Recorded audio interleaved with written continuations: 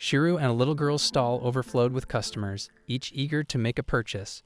Amidst the chaos, the siblings hurriedly attended to the throng of people, fulfilling their requests as quickly as possible. After an outbreak of transactions, the siblings found themselves completely sold out for the day. Despite the exhaustion, the little girl could not help but smile, acknowledging their accomplishment. Taking a moment to catch their breath, Shiro and the little girl tallied up their earnings for the day. As they counted the coins, they were stunned by the substantial amount they had collected. With wide eyes, Shiro and the little girl exchanged amazed glances, unable to believe the extent of their success. The realization of their newfound wealth left them both in disbelief. Looking at Shiro with admiration, the little girl praised his salesmanship, likening him to a magician who effortlessly captivated their customers. Despite his modesty, she could not help but express her pride in his abilities. Shiro laughed off her compliments, insisting that their success was a result of teamwork rather than any special talent on his part. Shiro stands amidst the serene forest, pondering the surreal reality before him. Behind him lies the old-fashioned Japanese-style room of his recently inherited house, nestled in the midst of this unexpected wilderness. He marvels at the distant townscape, significant of something out of a fantasy tale, while overhead, 2 moons cast an ethereal glow upon the landscape. Confusion clouds his thoughts as he tries to make sense of his surroundings. Closing the door to his grandmother's altar, Shiro's curiosity gets the better of him, prompting him to reopen it. To his astonishment, within the altar room closet lies a portal to another world. Disbelief washes over him as he grapples with this mysterious phenomenon, attributing it to exhaustion and stress from his recent departure from a demanding job. Yet each time he tries to dismiss it as a hallucination, the reality of the forest outside reaffirms itself. Shiro's thoughts drift to his late grandmother, whose mysterious disappearance 7 years prior had left him with unanswered questions. He recalls her enigmatic response to his inquiries about her secret, promising to reveal it when he was older.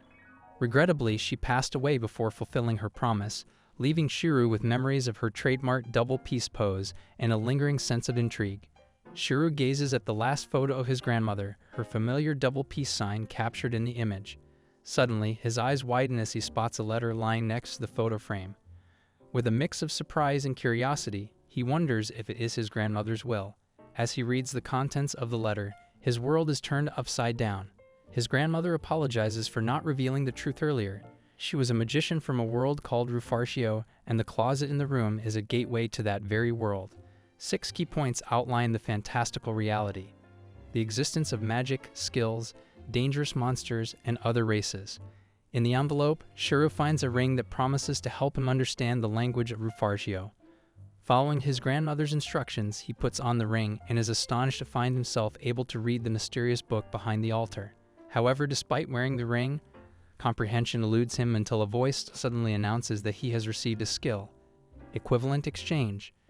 Shocked by this revelation, Shiro's mind races with the possibilities of his newfound abilities and the secrets hidden within the book. As the voice echoes in the room, Shiro finds himself trembling with shock, unsure of its origin. The revelation that he has acquired a skill leaves him bewildered, reminiscent of tales from light novels or games. With no one else in the room, Shiro is left to ponder the implications of his newfound power. The voice interrupts again, revealing that he has acquired a skill called inventory. Contemplating his grandmother's wish for him to explore the world, Shiro wrestles with the decision to embark on this unexpected adventure. Despite his initial hesitation, he resolves to heed his grandmother's encouragement. The following morning, Shiro prepares for his journey, packing his bag with determination. As he ventures into town, he encounters unfamiliar creatures and humans alike, observing the peaceful surroundings from a distance.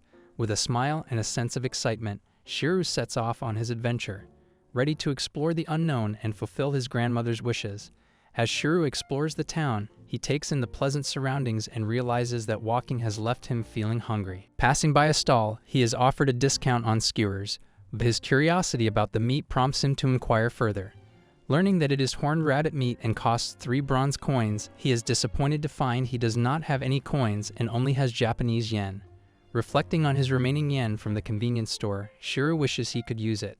Suddenly, his yen transform into coins, leaving him stunned by the magic. Rushing back to the stall, he confirms with the vendor that these coins are indeed acceptable. Excited by his newfound ability, Shiro concludes it is the equivalent exchange skill mentioned earlier. Purchasing 3 skewers, he enjoys his first meal in this new world, though he notes the plain taste with no seasoning.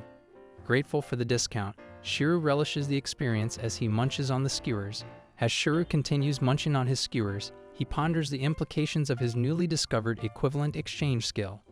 Wondering if he can revert the coins back to Japanese yen, he decides to give it a try. With a simple command, the coins transform back into familiar yen, leaving Shiro overjoyed at the success of his experiment. Delving deeper into the possibilities of the skill, Shiro realizes that he can potentially amass wealth in both worlds by converting currencies. Excited by this prospect, he tests the skill further by converting a 10,000 yen note into coins, noting the distinct color difference. Returning to the salesperson, Shiro inquires if the unique coin is acceptable, only to be met with a resigned sigh as the salesperson explains the lack of change for such a large denomination. Considering the conversion rates, Shiro calculates his current wealth, finding himself with 2 silver coins and 34 bronze coins, while noting the limitations of the lowest currency denomination. With a sense of determination, Shiro resolves to navigate the intricacies of his newfound skill to maximize its potential in both worlds. As Shiro continues to explore the bustling marketplace, he reflects on the reaction of the salesperson, concluding that his funds should be sufficient for his endeavors in the town. Intrigued by the lively atmosphere, he enters the marketplace and is immediately captivated by the vibrant scene before him. Spotting a girl with cat ears, Shiro blushes at the thought of striking up a conversation with her. However, he becomes self-conscious when he notices the curious gazes of the locals, prompting him to prioritize buying new clothes. As he begins to walk away, he is approached by a small girl offering flowers for sale. Shiro bends down to speak with her, inquiring about the price of the flowers. After a brief negotiation, he selects a yellow flower and agrees to the price, impressed by the girl's willingness to accommodate his budget. In exchange for his purchase, Shiro asks the girl to share something with him, eager to learn more about this new world he finds himself in. As Shiro converses with Aina, he learns her name and introduces himself in return. They shake hands, establishing a friendly rapport. Shiro's curiosity leads him to inquire about the name of the town, revealing his status as a traveler. Aina, initially surprised by his question, reveals that they are in Ninerich, a district of Gileon's kingdom. She explains the local currency system, with bronze, silver, and gold coins in circulation, along with the average income and regulations regarding business dealings with the government. Shiro, pleased with the information, decides to purchase more flowers from Aina for decoration. He hands her a handful of coins, surprising her with his generosity. Grateful for his patronage, Aina thanks Shiro, who inwardly reflects on his grandmother's potential happiness at the gesture. Aina's delight at Shiro's compliment on the flowers does not go unnoticed by him. As Shiro requests directions to the government office, Aina readily offers to lead him there. With a nod of agreement, Shiro follows Aina as she guides him through the bustling streets of Ninerich. Upon reaching the government office, Aina gestures toward the building, indicating their arrival. Shiro hesitates, asking if it is permissible for him to enter as a foreigner. Aina reassures him, explaining that everyone inside is welcoming and accommodating. With her assurance, Shiro feels more at ease and follows her lead into the government office. Inside the government office, an elderly woman directs her attention to Shiro. Inquiring about his origins, Shiro, taken aback by her intimidating appearance, responds hesitantly, admitting to being from another country. The woman proceeds to outline the requirements for conducting business in the town, offering Shiro the options of being a hawker, someone who sells wares by carrying them through the streets, which requires 10 bronze coins per day, a peddler, which also requires 10 bronze coins, or a shop owner, which requires 3 silver coins per day. As Shiro begins to fill out the necessary paperwork, he decides on being a peddler for 5 days, amused by the low cost compared to Tokyo's market rates. However, his laughter fades as he realizes his lack of knowledge about the local market prices. The woman reassures him, explaining that prices are regulated by the mayor for the town's benefit, expressing hope for Shiro's success. Grateful for the smooth process, Shiro thanks the woman and reflects on the efficiency of the encounter.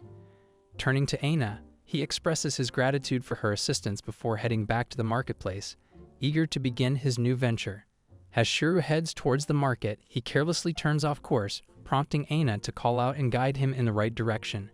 Grateful for her assistance, Shiro follows her lead until they arrive at the bustling marketplace. Aina inquires about Shiro's plans for selling goods the following day, but Shiro admits he has not given it much thought yet. Aina suggests selling items for adventurers, Given the town's abundance of such individuals, Shiro considers her suggestion, noting the prevalence of adventurers in the market and the nearby forest known for its dangerous monsters. Reflecting on his own encounter with the forest, Shiro acknowledges his luck in surviving. As they discuss potential merchandise, Aina shares her struggles with selling flowers due to the competition from adventure-related goods. Despite this, she expresses gratitude towards Shiro for his generous purchases, her happiness evident as she reflects on their encounter. As Aina offers to guide Shiro around the market, he eagerly accepts her invitation, feeling grateful for her assistance. Aina leads him to various shops, including lantern and flint stores, cape and sleeping bag shops, and knife and whetstone vendors, all catering to adventurers. Shiro marvels at the abundance of shops selling goods tailored for adventure, a testament to the town's thriving economy. Aina, sensing his interest, takes his hand and leads him to a preserved food shop, further expanding his knowledge of the market's offerings. Lost in thought, Shiro admires Aina's helpful nature, envisioning her to be a good future wife and mother to anyone. Aina interrupts his ponderings, prompting him to focus on the task at hand. With excitement, she inquires about his decision on what to sell, and Shiro leans in to whisper his idea into her ear, leaving her curious and eager for more information. The following morning, Shiro wakes up with enthusiasm, eager to prepare his goods for the day ahead. As he begins his preparations, Aina arrives and exchanges greetings with him. Shiro inquires if Aina plans to sell flowers again, to which she affirms, mentioning her early morning efforts in harvesting them. He compliments her flowers, expressing confidence in her sales for the day. Aina reciprocates with a smile, revealing her hopes of selling enough to purchase medicine for her mother before bidding Shiro farewell and setting off to sell her flowers. Despite her efforts, she struggles to make any sales. Meanwhile, Shiro sits at his stall in the market, where a curious man stops by to inquire about his products. Intrigued by Shiro's matches, the man questions their purpose, mistaking them for handcrafted items. Shiro explains their function, demonstrating how the small wooden sticks can produce fire by striking them against the box. As Shiro strikes the matchstick, igniting it, the man is shocked and bewildered by the unexpected display of fire, exclaiming loudly in surprise. As Shiro ignites the matchstick, the crowd erupts into a frenzy of shock and amazement, with the man who initially questioned him trembling in disbelief.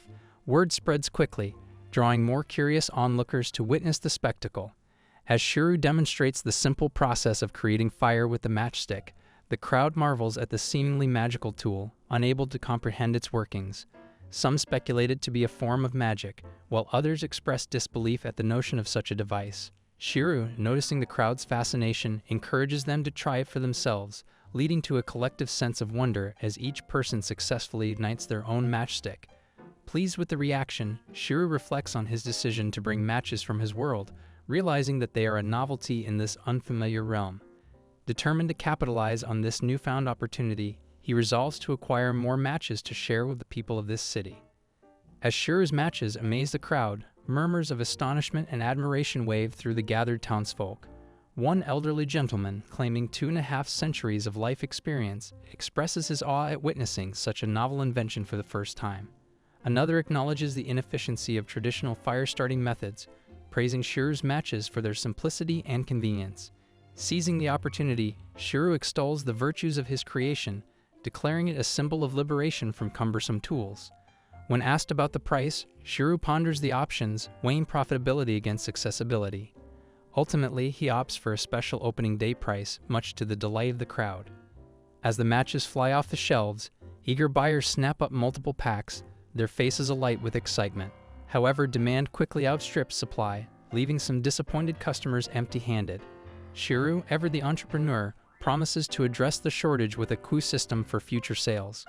One elderly man, eagerly awaiting his turn, expresses frustration at being called old, asserting that at 120 years of age, he's hardly ancient. Despite the minor hiccup, Shiro revels in the success of his venture, marveling at how quickly his matches have become a hot commodity in the bustling marketplace. As Shiro rests on the mat of his stall, exhaustion settling in from the day's bustling sales, he contemplates the overwhelming success of his venture and worries about tomorrow's potential crowds. Meanwhile, Aina struggles to peddle her flowers, her efforts met with disinterest from the market-goers. Concerned for her, Shiro calls out to Aina, who approaches him with a mixture of curiosity and sadness. Learning of her lackluster sales, Shiro empathizes with her difficulty and attempts to console her. Aina, fighting back tears, brushes off his concern, determined to persevere. However, Shiryu, sensing her distress, gently stops her in her tracks, urging her to pause and confide in him for a moment. Shiryu interrupts Aina's hurried departure, surprising her with a request for her assistance at the store the following day. Aina, taken aback by the unexpected proposition, seeks clarification, to which Shiryu reaffirms his desire for her help and assures her of payment. Overjoyed by the offer, Aina eagerly accepts, expressing her willingness to contribute. Shiryu expresses his gratitude, prompting Aina to reciprocate, acknowledging her own shortcomings in sales and attributing her gratitude to him. Touched by Aina's sincerity, Shiryu resolves to dedicate himself fully to the store's operation, while Aina, deeply moved, pledges to exert her utmost effort in support. Shiryu bids farewell to Aina and heads towards the magical door leading back to his world.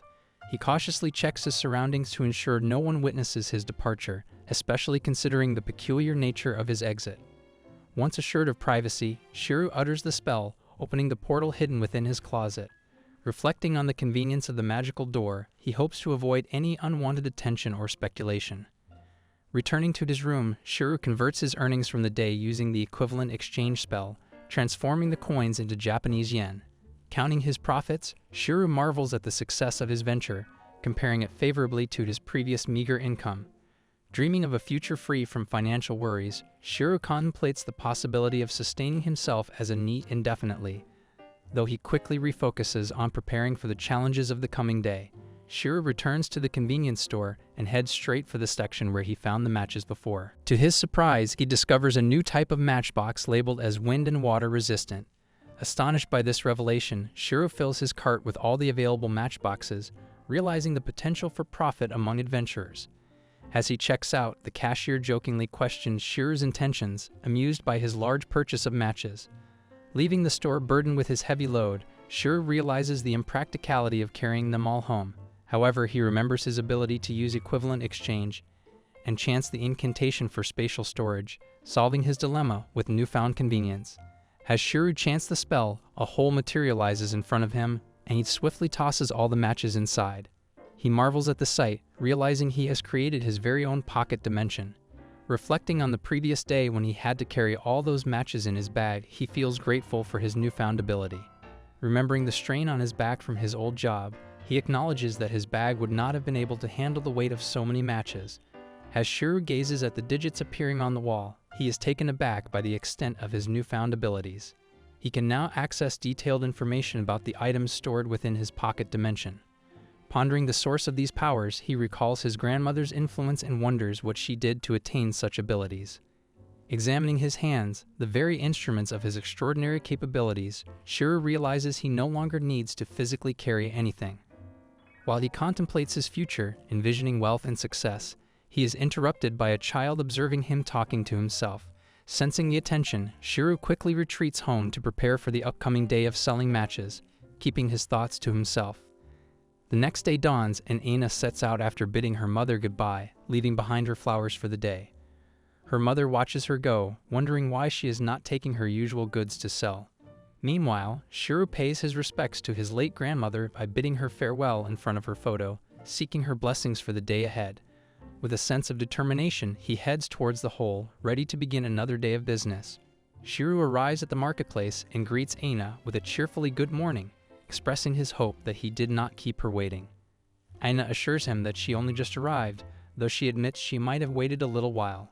Together, they observe the bustling crowd of customers already filling the market, wondering how there are so many so early. Determined, Aina suggests they do their best, to which Shiryu agrees, asking for a moment to get everything set up. Concerned about the crowded streets potentially causing trouble, Shiryu swiftly organizes the bustling line, drawing from his experience as a former corporation slave to manage the situation efficiently. As Shiryu tends to his stall, he notices the man from the rotisserie shop, the same man who offered him his first meal in this world. Recognizing him, Shiryu realizes he is the lord of the rotisserie. The man expresses surprise upon learning that Shiryu is behind the rumors about the new item matches. Concerned about Shiryu's busy stall, the man asks if everything is alright, noting the overwhelming number of customers. Shiryu admits that the crowded marketplace is causing inconvenience to other stalls, which he dislikes. The man sympathizes, acknowledging the problem. A woman nearby overhears their conversation and offers a solution allowing Shiro to use their stall on the outskirts of town for the day, free of charge, to alleviate the congestion. Grateful for their generosity, Shiro thanks them sincerely. As Shiro and Aina settle into the new location, Shiro curiously asks the rotisserie man if the woman with him is his wife, only to find out she is his sister. Commenting on the lack of resemblance, Shiro and Aina proceed to their shop to begin the day. Shiro quickly briefs Aina on their roles, passing him the small box of matches when he says Tess and the big box when he says B, reminding her not to forget about the survival matches. Aina seems a bit nervous but assures Shiro she is okay. With everything set, Shiro apologizes to the waiting customers for the delay and officially opens the store for the day, greeted by a massive line eager to see what is in store. Shiro efficiently manages the crowd by calling forward those with priority tickets while instructing Aina to fetch specific quantities of matches using their code language.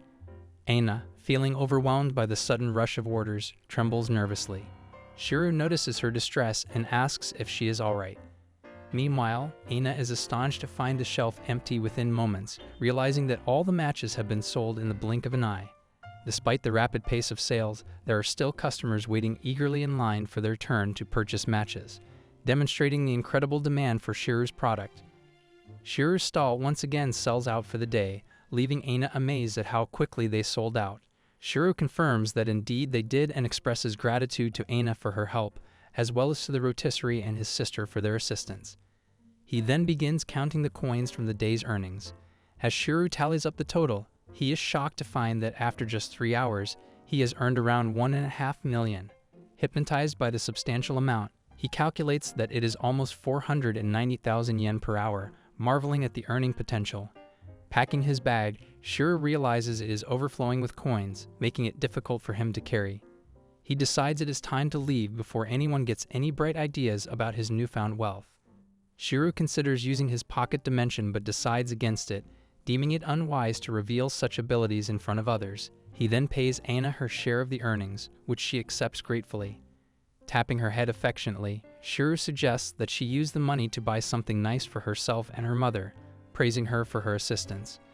Despite his insistence, Aina expresses her desire to thank him, prompting Shiro to laugh. He dismisses her gratitude, emphasizing that she was the one who helped him, not the other way around.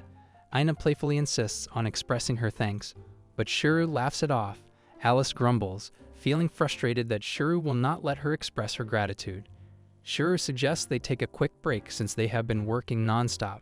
He pulls out sandwiches from his bag, which he brought from his world. Alice is amazed at the sight of the white bread, as she has never seen anything like it before. Shiro clarifies that it is a sandwich. As Alice takes her first bite, she finds it delicious, expressing her amazement. Suddenly, their conversation is interrupted by a strange woman's voice. She came looking for the one selling matches, to which Shiro says that they are sold out for today.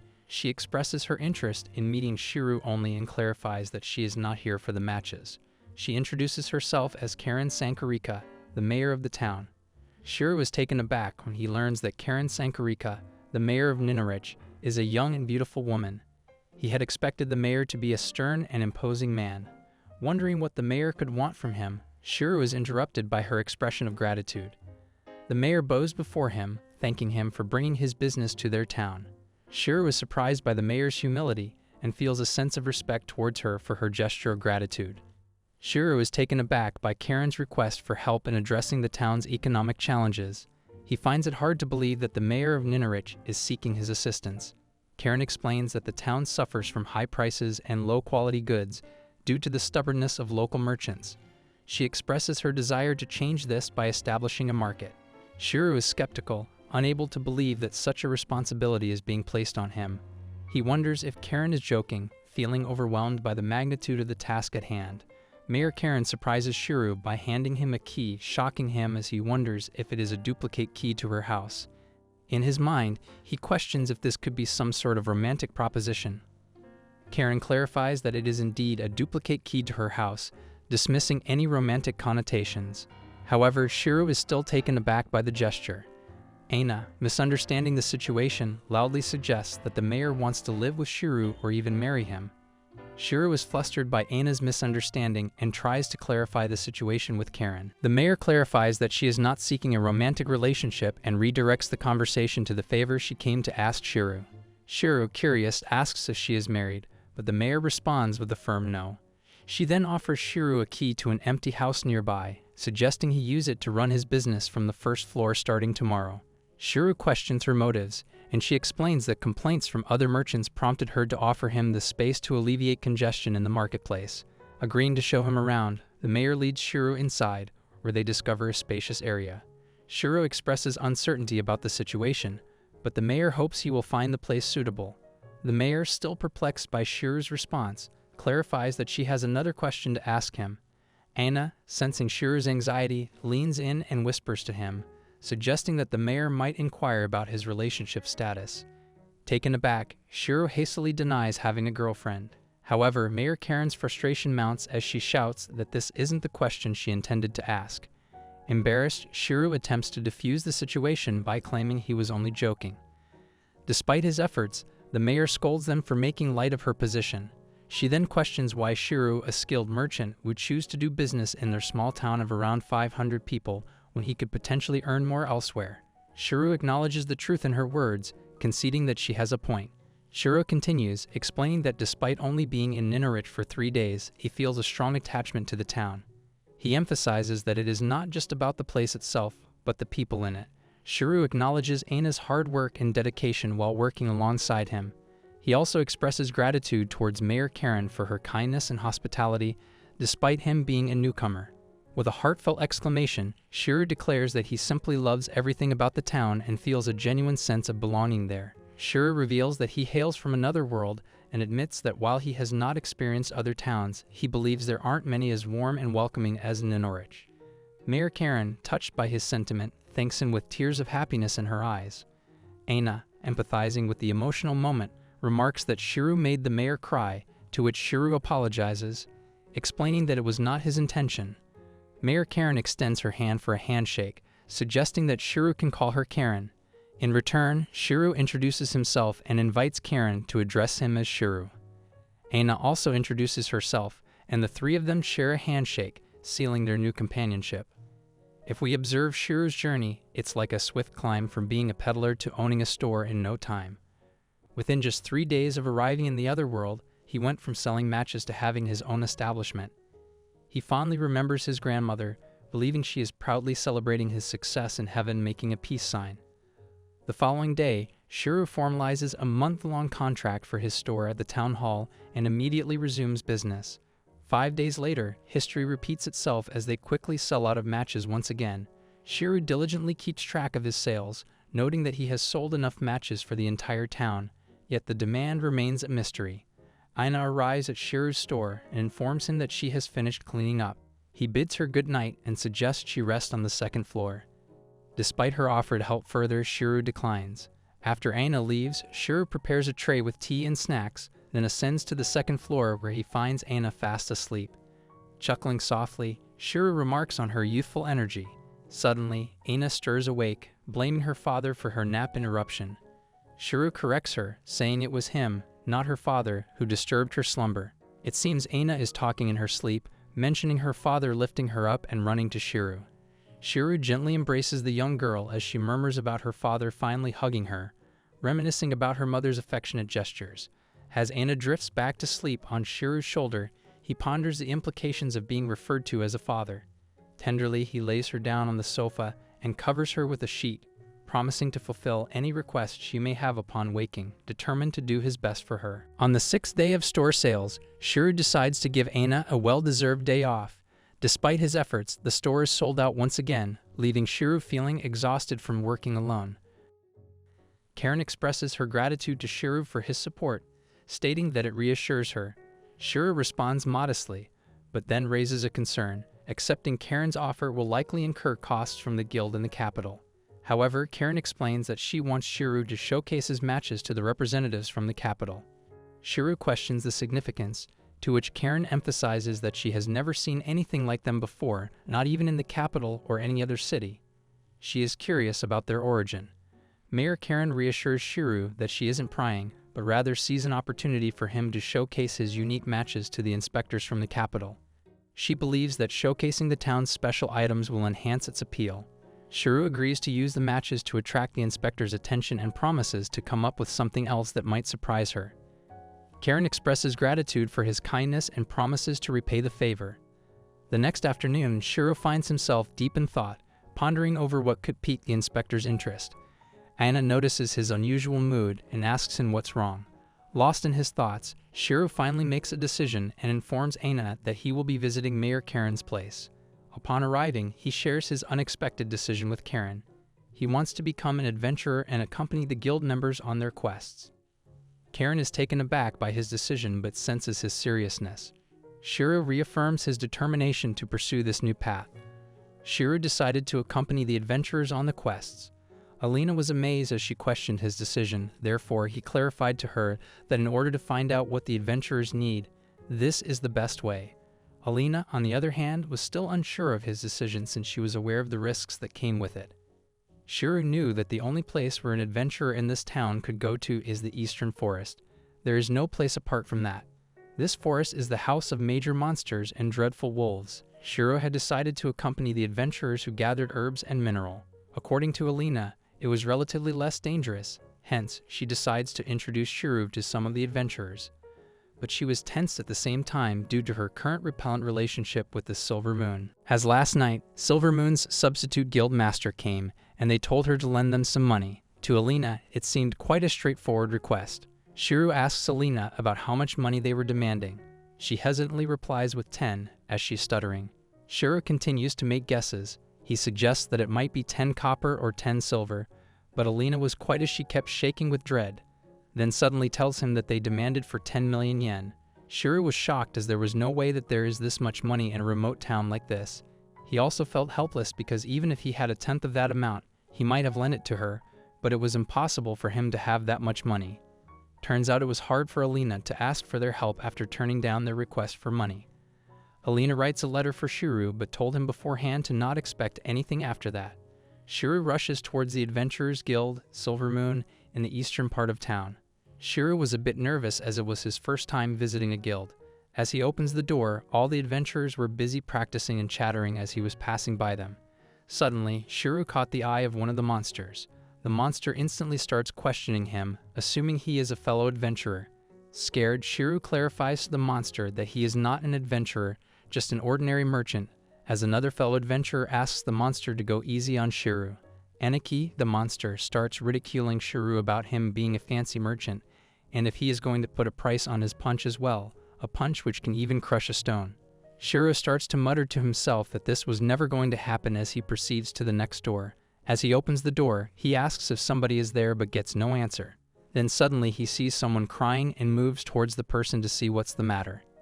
He touches the person on the shoulder, and it turns out it was a girl. She turns towards him with fright as Shiro asks her that he needs a little bit of her time. The girl starts to question Shiro about who he is and for how long he has been here. She was extremely furious by the touch of Shiro and starts yelling at him. Shiro thought she might be from the guild staff. The girl starts to threaten Shiro as she was the poster girl of Silver Moon. With just her one word, she can summon 1,000 muscular men.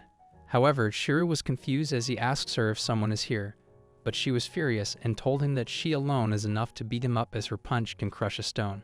Shiro was instantly annoyed by the girl but proceeds to ask her where the substitute guild master is. Shiro wanted her to call him, to which she replies that she could call him because it is her. She is the substitute guild master. The girl who is the substitute guild master is Emily. The rather simple reason behind her being the substitute guild master of the Silver Moon is that there is no other guild staff apart from Emily.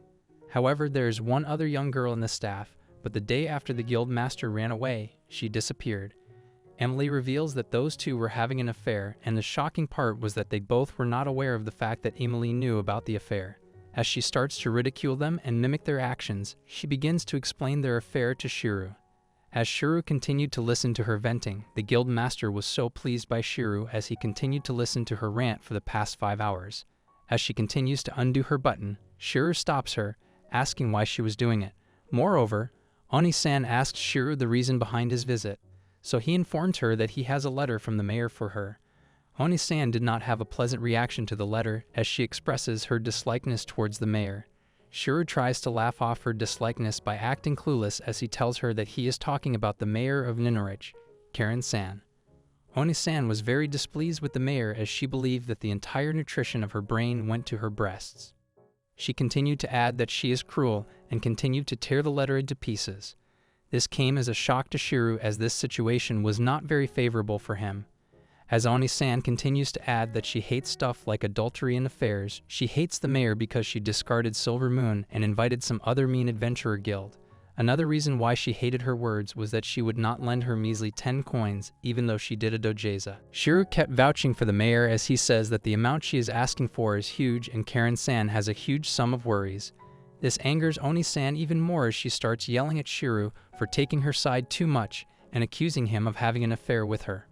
Moreover, Oni-san suddenly starts crying as Karen-san was her best friend, and she misses her. As she was crying, Shiro made her understand that she shall not insult other people, especially her best friends. Emily-san was worried that without the money, the guild is doomed, and she has no idea what to do at this point. Moreover, Shiro tells her that now as he gets her relationship with the mayor now, he urges her to let the letter slide. Moreover, he offers a commission to her for the Silver Moon Adventurer Guild. Furthermore, he tells her the other purpose of his visit that he wants to accompany the adventurers. Therefore, Emily-san agrees. But there was not really a precedent for this. It seemed like a difficult part, but Emily could think only one qualified party at the moment. Moreover, it is a high-ranked party consisting of 4 members, hence the fee will be quite expensive. The name of the qualified party is the Azure Flash. Furthermore, across the closet, Shiro-san was closing his store for a while. This leaves Aina concerned, but Shiro had to close the store because for about 3 days he will be pretending as an adventurer. Aina instantly cheers up since there was some stuff she wanted to do as well, therefore she was relieved. Shiro Oni-chan instantly went into thinking about what Aina-chan had to do. So he questions her, but she reluctantly tells her it is nothing important. However, Aina-chan bids Shiro Oni-chan a farewell, asking him to remain careful with concern.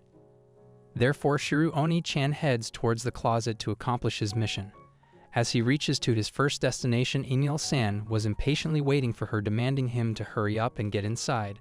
But Shiro Oni-chan was a bit nervous, which did not go unnoticed by Emily-san as she asks him, what is he so scared of? It is not like she was going to harm him or anything.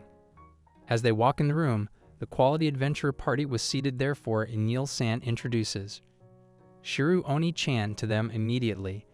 It was the Silver Moon's pride, the silver-ranked party, and they are supposed to accompany Shiro Oni-chan on his mission to collect high-class herbs. Shiro Oni-chan was astonished to see all of them. Moreover, Emily-san introduces Shiro Oni-chan to the leader of the party, Azure Flash. It was a tall and dark man with blonde hair. His name is Liar, but turns out him and Shiro Oni-chan had already made an acquaintance before. Liar was the first guy who bought matches from Shiro Oni-chan. Liar was impressed that Shiro Oni-chan still remembers him. Moreover, Liar introduces Shiro Oni-chan to his companions. The tall fat guy with gray hair was their priest Rolf. He was a war priest who swings his mace around, and he is normally cool, but it is best to not make him angry. Secondly, they had their magician Neska. Neska starts to mumble when Liar was introducing her to Shiro Oni-chan. Turns out she barely speaks to anyone, but she is good with magic.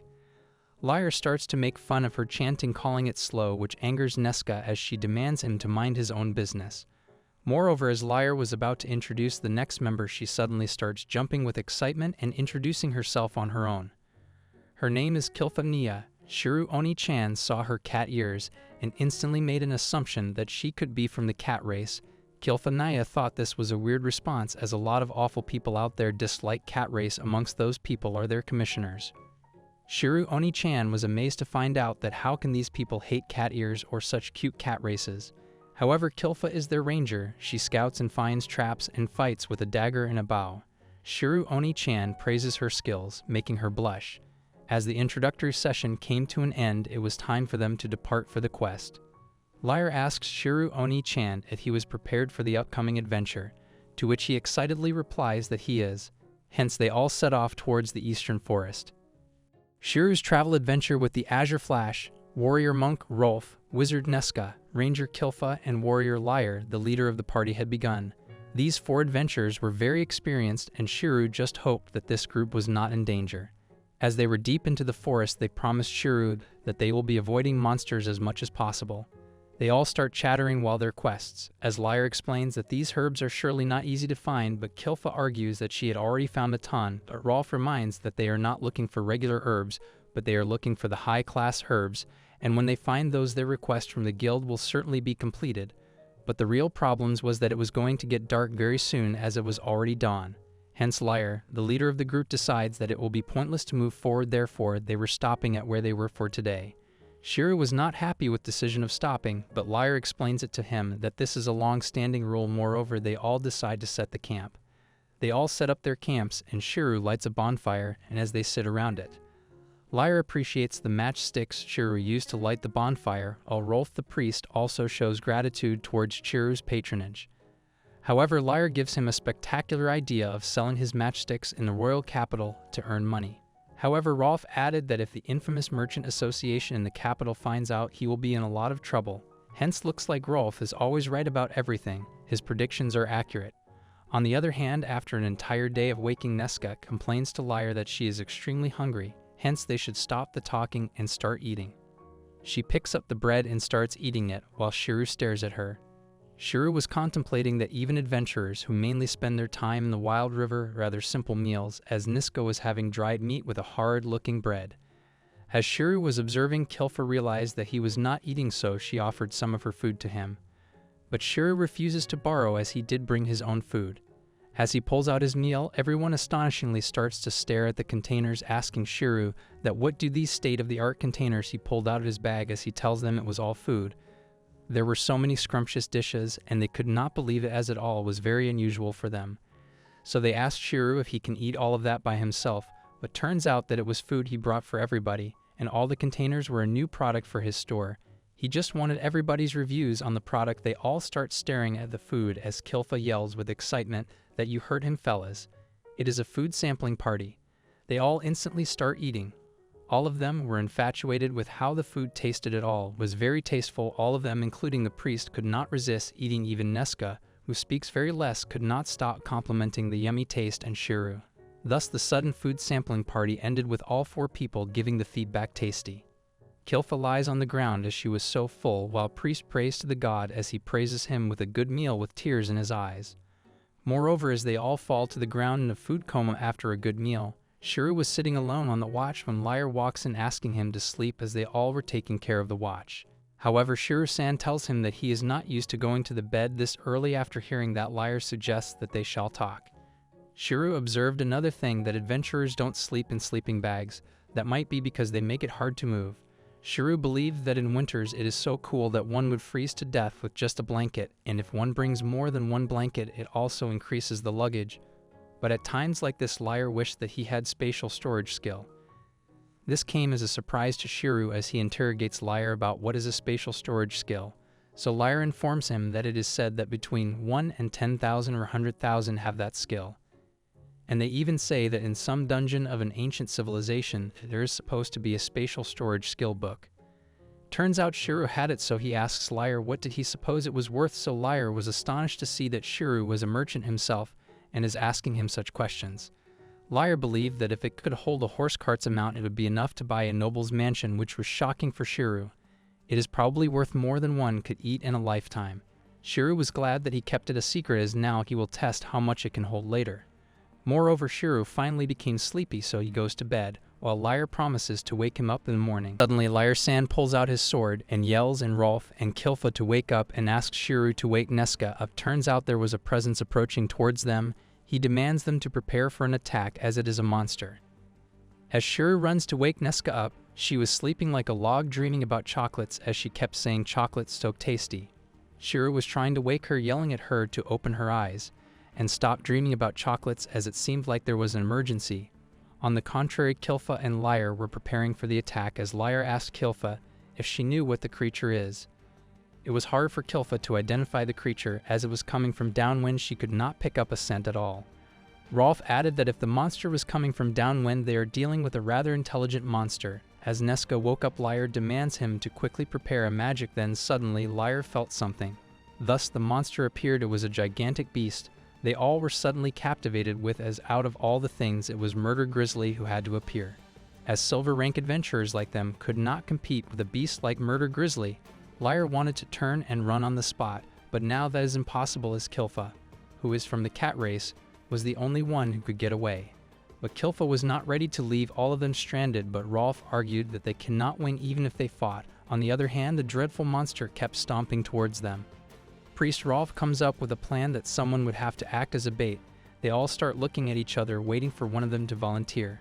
They all had their eyes on Shiru. As for them, he was the most suitable person, as he just met Azure Flash today, and as a non-adventurer who was almost a complete stranger, Shiru was waiting for Lyre to come to him and ask him to volunteer as the bait, and by their pale expressions, he knew that this was his death. But that was not what happened. Lyre asked Shiru to run away with Nesca and Kilfo while he and Rolf keep the monster busy there. This came as a surprise for Shiru. However, Lyre apologizes to Rolf. Rolf took no offense, but Kilfa and Nesca did not want to leave and fight with Rolf and Lyre, but Lyre thought they are slow and will be weighing them down, and Lyre also wanted to act cool in front of the women he loved in the end. Lyre demands Rolf to prepare healing magic and pray that he does not die in just one hit. He also added that when he goes all out, just run, but suddenly Kilfa shouts at Lyre to watch out his back. This was the moment where they all drowned in terror, as it was not one but two grisly murder monsters. It was a dreadful scenario as both of the monsters roared. After watching that, Lyre commands Kilfa and Nesca to prepare for run, but Nesca believed that none of the planning can work now, as now they are going to die. Suddenly Shiru remembered a saying of his grandma, that no matter how dire the situation is, whatever you do, never give up, as he punches the giant beast, leaving everyone else in shock. And then Shiru moves to the next monster, and he takes out a spray and sprays it all over the grisly monster, saying that the monster will regret this day that he ever showed him its face. Shiru fearlessly stood in front of the monster, while others kept telling him to stop and start running away. But Shiru was ready to fight the beast. He threw a firecracker at the monster, hoping that at first will flinch and retreat. Then again, he uses the firecracker, giving the monster major agony. As the first monster swooshed, closing his eyes, but from the back the other monster was ready to attack. As the monster approaches, Shiru once again uses the firecracker and sprays it directly in his eyes, making the monster weep. Turns out this method was highly effective, and everyone thought it was some sort of magic. But it was no magic, just an item, which contains a poisonous mist. He just aimed at the monster and sprayed it. And now was the time to run while they still could, as their eyes and noses were covered with the poison. However, the group of four as adventurers could not let this chance slip away, hence they all started attacking the monster, and now all they had to do was to dismantle them. Shiru brought it up to that Lyre-san likes Nesca-san, but Lyre-san acted clueless in embarrassment while Nesca was blushing. However, Lyre-san commands to focus on cutting the bear instead, as all the various arts from Murder Grizzlies seem to be worth a lot. So for that reason, Rolf asks Lyre Dono to tear off the skin starting from the top, and then commands Nesca-san to extract blood into a leather bag and freeze it with ice magic, and Kilfo will be doing the fangs. They all were in the middle of a highly classed dismantling, and now that the skin is off, next comes the claws. As Kilfo was making fun of the grisly murder's private parts, Rolf added that the testicles have value as a medicinal ingredient, so they shall also be cut off. Hence this was all they could carry, and therefore Lyre asks Shiru that he apologizes, but now they will have to put the quest on hold and return to town, as Shiru would also have to sell the materials before they all start to rot, as they are way more valuable than the high-class herbs, and Lyre-san gives Shiru half cut of the monster's part, as they all might have been annihilated without Shiru's item, and Lyre asks Shiru the price of the spray. But Shiru replied that one cannot put a price on human life after all, and they all start laughing when Kilfa, who was really happy, openly announces her love for Shiru. Then Nesca also adds that he is a good person, and Rolf adds that if all merchants in the world were like him, the world would be a better place. However, Shiru agrees to return to town and asks if he could volunteer to carry the material for them, but Lyre refuses. However, suddenly a lightning whirlpool appears, which left everyone shocked, so Shiru informs them that he has the spatial storage skill and apologizes for not telling them before. Thus now they all were ready to return to Ninerich, but Lyre suggested that now that Shiru was carrying the bears with spatial storage, they can continue to look for high-class herbs. Thus they all found the herbs, and the adventure continued for 2 days. And then Shiru returned home to Anna. Shiru introduces her to everyone. He gave her the key to the storage and had her wait there. After that they returned to Sliver Moon to finalize the quest, where Emily-san was bowing down in front of a man, begging him to give her some time to get his money. The huge scary man was yelling at Emily-san, saying that she has been saying that she will pay it back next time and again for half a year already, but he won't allow it this time, to which Emil-san replies that she will keep it ready by next month. She kept begging. After witnessing that scene, Shiro asks Liar-san about who that man was. Liar thought that he might be the materials merchant. Moreover, Shiro jumps in their conversation, telling him he is a merchant in the town for business, so he would like to hear what this fight was about. So the man introduces himself. Turns out he is a materials merchant and his name is Gerald. The situation is that Gerald-san is an old acquaintance of the guild master Bladoche, who is currently absent, and the guild has insufficient funds, so he lent him 10 gold coins with Silver Moon's building as collateral. The material merchant showed Shiro the contract, which clearly stated that guild building will become his property. This place, the land included, will barely cover it. It might probably be enough to cover the debt if he sells it, if he doesn't get the money already. And thus he starts yelling at Emily-san again, demanding her to get the title deed. But Emily refuses to do so, so Gerald asks Emily that why does he have such loyalty for Bladoche, who abandoned her, and that it will probably be better for her to just let the dead-end guild go. To which Emily-san replies that it is not about loyalty. This is the place where she was scorned just for being a beastman. It was the first time that she found a place where she belonged. For her, it is a place filled with happy and sad memories, but the happy ones outnumber the sad ones by just a bit. This place is very dear to her. That is why she does not want to lose it. It is a place filled with memories. Shiro went into his own flashback when 5 years ago in summer, 2 years had passed since Grandma Mio disappeared. Shiro could not remember all the details, but they had to sell their house.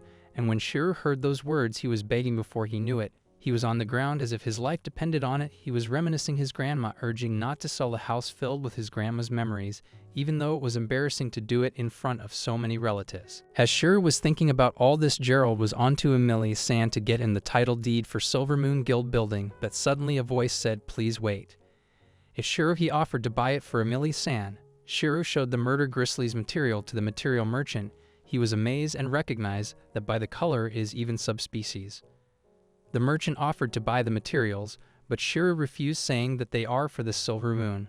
When Emily-san added that she cannot pay for those, but Shiro emphasized that she can pay anytime she wants.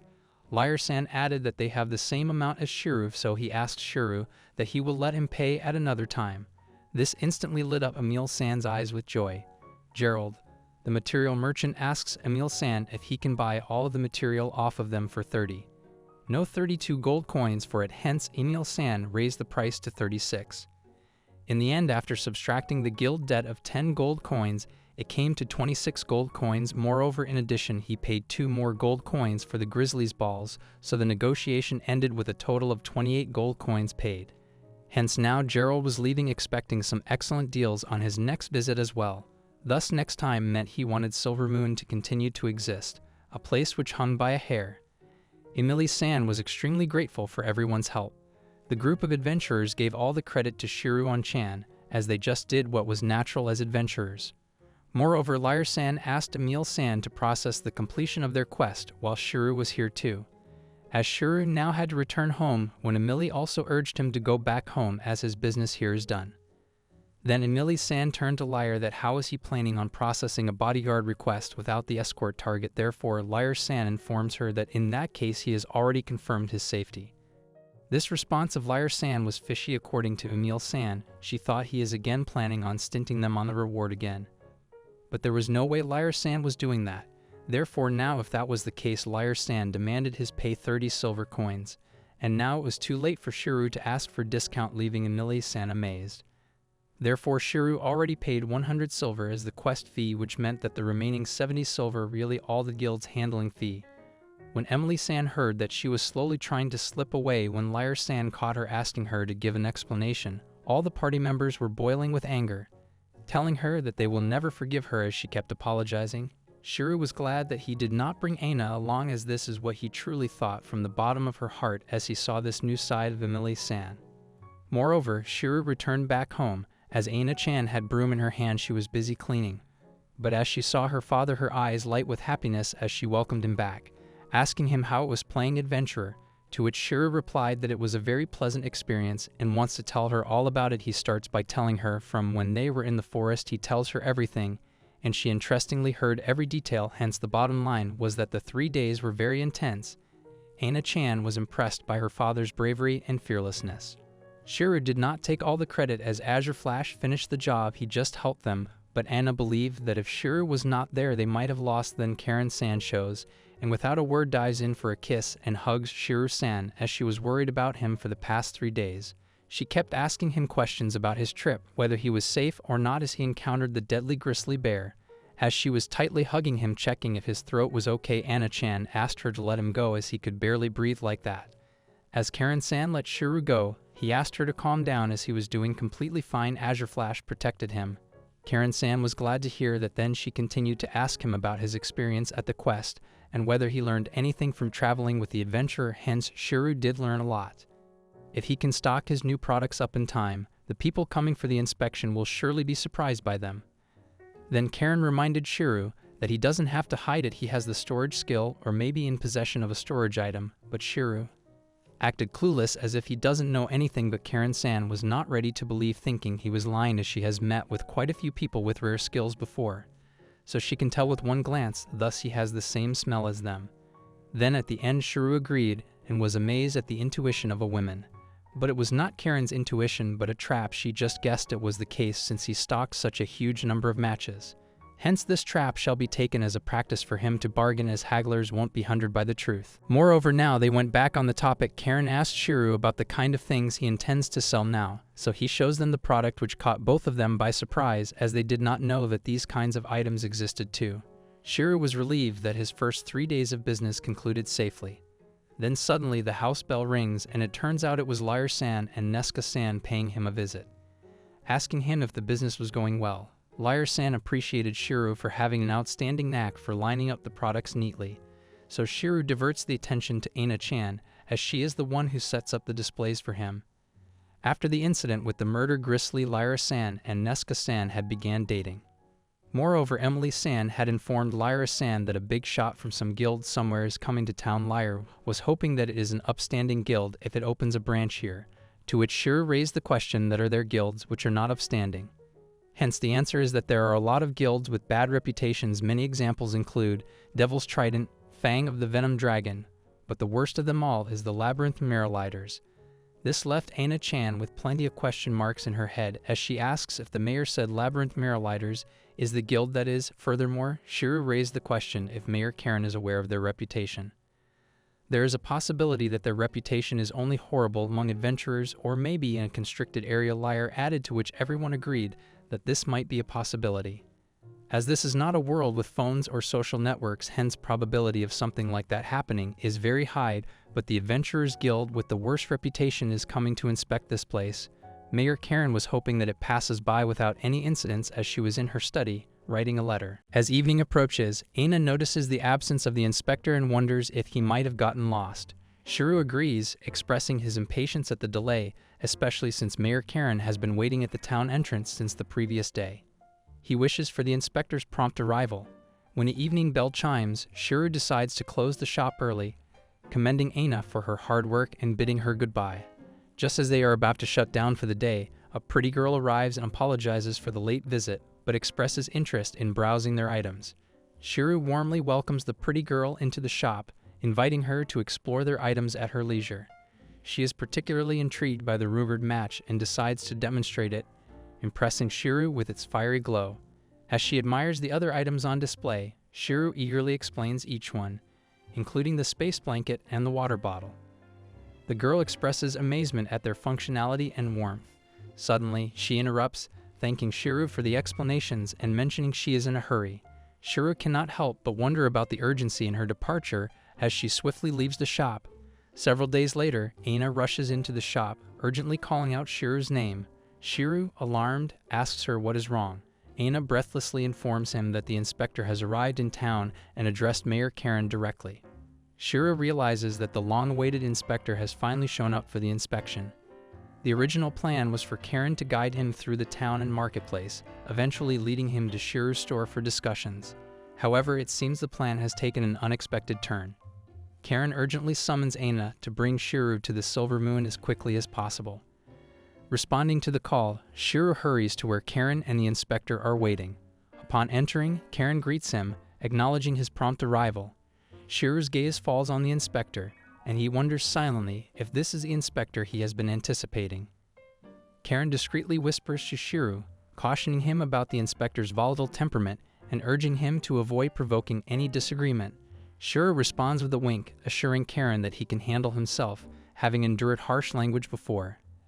As they approach the inspector, Karen introduces Shiru with pride, highlighting his importance to the city. Shiru extends a polite greeting, accompanied by Aina's introduction as a member of his store. However, the inspector's demeanor quickly turns sour as he belittles Aina and criticizes Shiru's competence, labeling him an inexperienced newcomer. Shiru struggles to contain his irritation, silently vowing not to tolerate any further insults. The inspector's mocking tone escalates as he targets Emil, ridiculing her efforts to maintain cleanliness in the guild building. The inspector continues his disparaging remarks, degrading the townsfolk as subhumans and questioning their ability to contribute. Karen, struggling to contain her frustration, redirects the conversation to Shiru's merchandise. The inspector examines the match, acknowledging its quality before reluctantly agreeing to allow the Labyrinth Marauders to establish a branch in the town. However, he imposes strict conditions, declaring that the Labyrinth Marauders will be the sole guild permitted to operate in the area.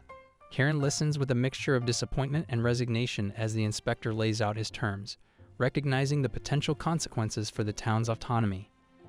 The inspector, Gebisdono, continues his condescending demeanor, dismissing the Silver Moon Guild as weak and insisting on its immediate closure.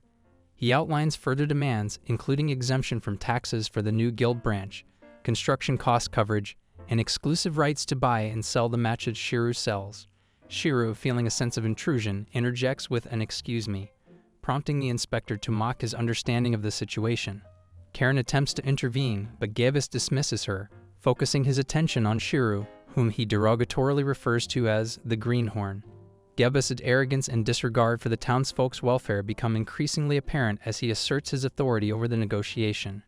Karen interrupts Gebisdono, expressing concern that granting Shiru a monopoly on matches is excessive.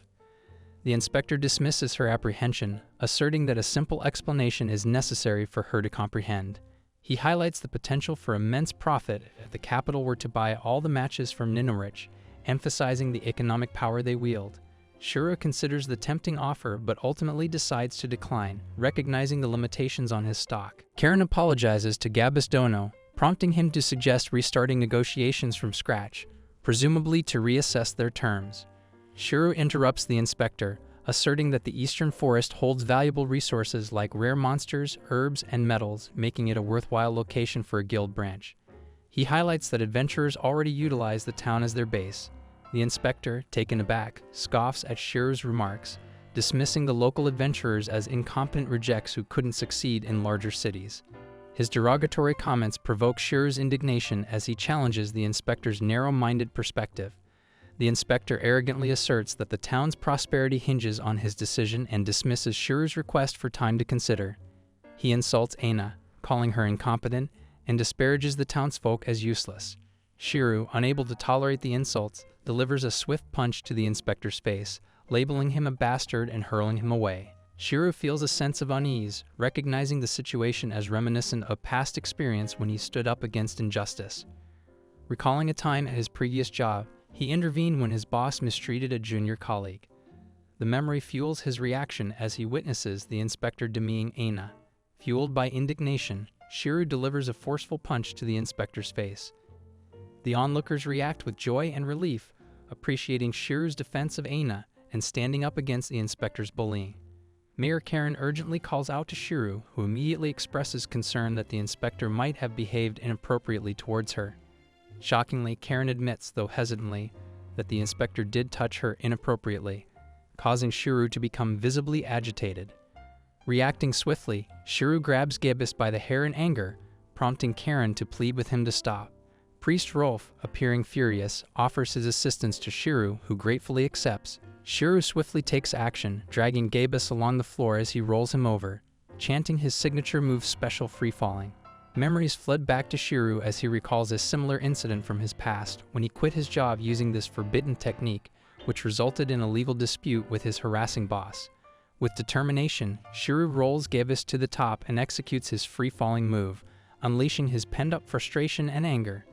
With a determined glare, Shiro throws Gavis to the floor from a height, expressing his disdain for violence but refusing to tolerate any disrespect towards his precious employee, Aina, or the kind-hearted Mayor Karen.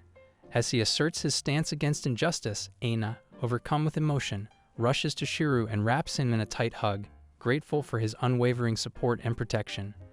Gavis Dona rises, visibly agitated, and rebukes Shiro for his actions, warning him of impending repercussions. He boasts of his position within the top echelons of the Labyrinth Marauders and threatens revenge upon the entire town of Ninerich for Shiro's defiance. Mayor Karen, undeterred, questions whether his threats amount to a declaration of war against her city, asserting her duty to inform Margrave Basher, the local ruler. Caught off guard, Gavis attempts to backtrack, offering to overlook the incident if they agree to relinquish the monopoly on matches. Shiro firmly grasps Gavis's ear, emphasizing that he won't entertain any deals with them. He asserts his stance, declaring that any adventurers patronizing his store will be promptly ejected. Gavis, feeling the pressure, relents and offers to purchase the matches at any cost. However, Shiro stands his ground, informing Gavis that he has no intention of continuing to sell the matches retail. Gavis, frustrated by Shiro's refusal, ultimately concedes, agreeing to forget about the matches altogether. Karen intervenes, firmly stating that the deal has already collapsed, shutting down any further discussions. Lyre chimes in, accusing Gavis of greed and failure in securing either deal. Gavis retaliates with insults, belittling Lyre as a lowly adventurer. However, Lyre, losing his patience, grabs Gavis by the neck and asserts his presence. Shiro, witnessing the confrontation, voices his disapproval of violence, although Lyre acknowledges his own actions. With a disdainful toss, Lyre throws Gavis to the ground, dismissing him as worthless scum and urging him to return to the capital. Unable to calm down, Mayor Karen suggests they forget about Gavis as he is not worth their time. However, a knock on the door startles everyone, leading Lyre to anticipate Gavis' return with anger. As he moves to answer the door, ready for a confrontation, the visitor turns out to be a beautiful young lady. She apologizes for the disturbance and expresses her eagerness to meet the mayor. Shiro recognizes her as the same girl who visited his store a few days ago. Mayor Karen steps forward, introducing herself and inquiring about the visitor's identity. The girl introduces herself as Ninerich, a messenger from the Guild Fairy's Blessing, the largest guild in the country. Lyre acknowledges the significance of the guild, expressing surprise at its involvement. Mayor Karen, curious about the purpose of Nei's visit, inquires about her intentions. Nei explains that she has a simple request, to ask if Mayor Karen would consider allowing Fairy's Blessing to open a branch in their town. Karen reassures Nei's proposal to open a branch of Fairy's Blessing in the town. Shiro, however, expresses skepticism, suspecting it to be a trap. Nei directs her attention to Emily, asking if she is willing to accept the offer of increased salary by joining Fairy's Blessing. Emily, enticed by the promise of a significant pay raise, eagerly accepts, leading to Silver Moon becoming a branch of Fairy's Blessing. Emily tries to persuade Karen to accept the offer, emphasizing the unique opportunity it presents. Karen considers the proposal and turns to Shiro for his opinion.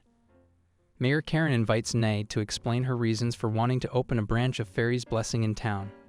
Nei reveals that a few days ago, their guild discovered a map of the continent in a dungeon crafted by an ancient magical civilization, a discovery hailed as the century's find. She explains that the map indicates numerous significant locations in the eastern forest, such as ancient kingdoms, labyrinths, and temples. Karen is shocked by this revelation, prompting Nei to confirm its authenticity.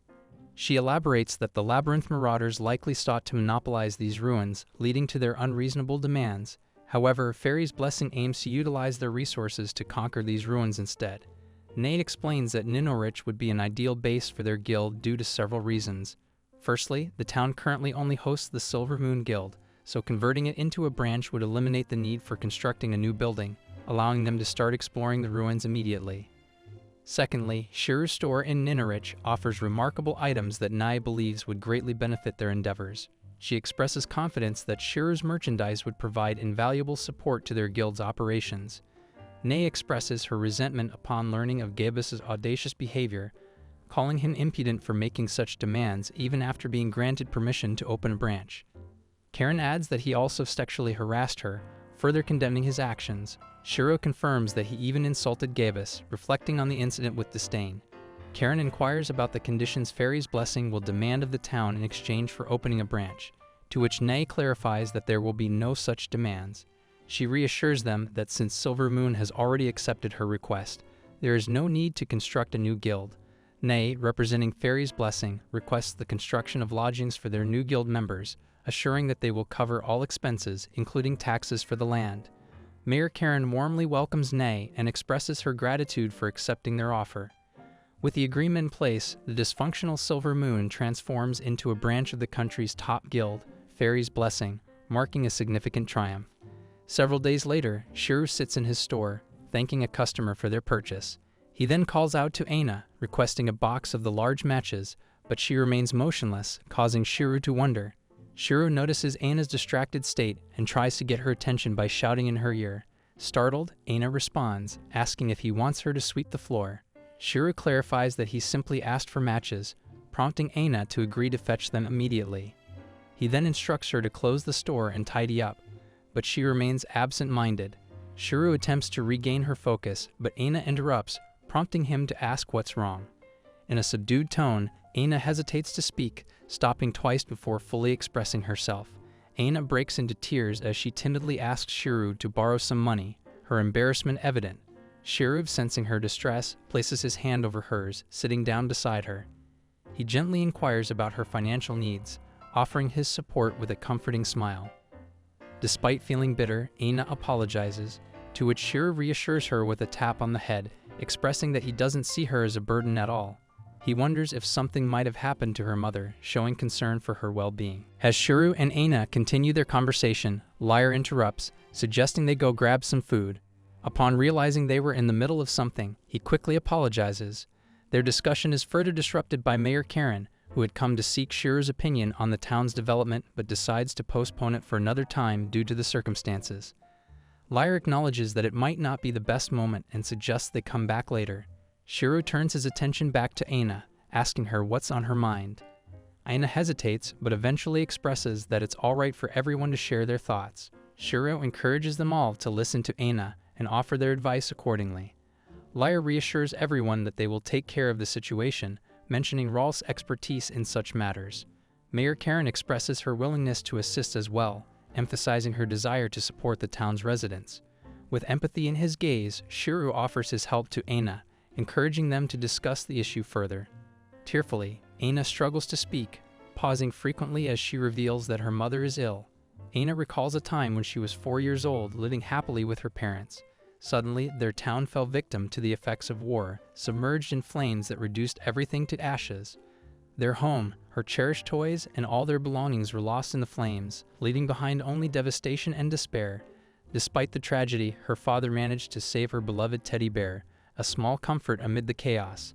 After the devastation of their town and her father's conscription as a soldier, Hina's family endured further hardship. The war dragged on for half a year, and 2 more years passed without any news of her father's return. By the time Aina turned 6, her mother suggested they relocate to a different town, but Aina adamantly refused, clinging to the hope that her father would come back. Witnessing her daughter's unwavering faith, Aina's mother could only weep, unable to offer any solace. Eventually, they left their hometown behind, journeying across borders until they reached Ninerich. When asked why she chose such a remote town, Aina's mother explained that she sought refuge from the ravages of war, determined not to lose anyone else. Life in the border town proved challenging, with Aina's mother toiling in the fields all day to ensure her daughter had enough to eat, often sacrificing her own meals to provide for her. As Aina's mother fell ill from the strain of her relentless labor, she apologized to Aina, burdened by guilt for pushing herself beyond her limits. Aina, in turn, blamed herself for allowing her mother to exhaust herself so tirelessly. Stricken with grief and overwhelmed by responsibility, Aina cried alone, grappling with the harsh reality of her circumstances. Determined to shoulder the burden and mature beyond her years, Aina made the difficult decision to leave her childhood behind, embracing the weight of adulthood. Aina resorted to selling flowers in the marketplace.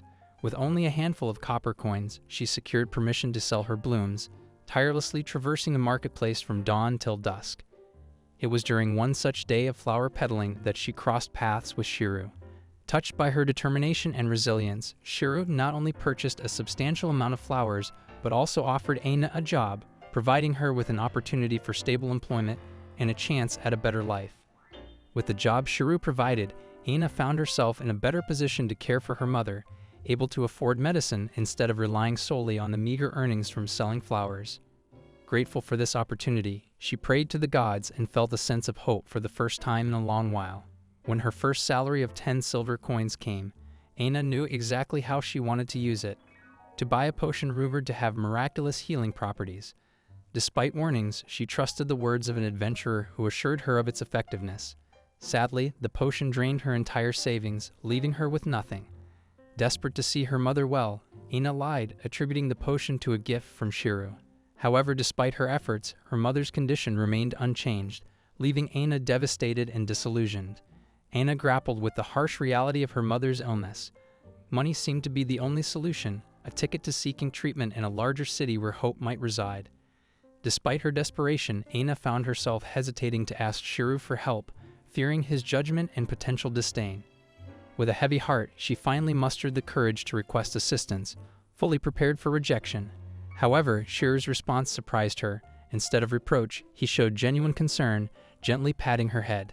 In that moment, Aina felt a glimmer of hope amidst her despair, reassured by Shiru's unexpected kindness. As Aina poured her heart out to Shiru about her mother's illness and her desperate search for a cure, she was met with a mixture of emotions from those around her.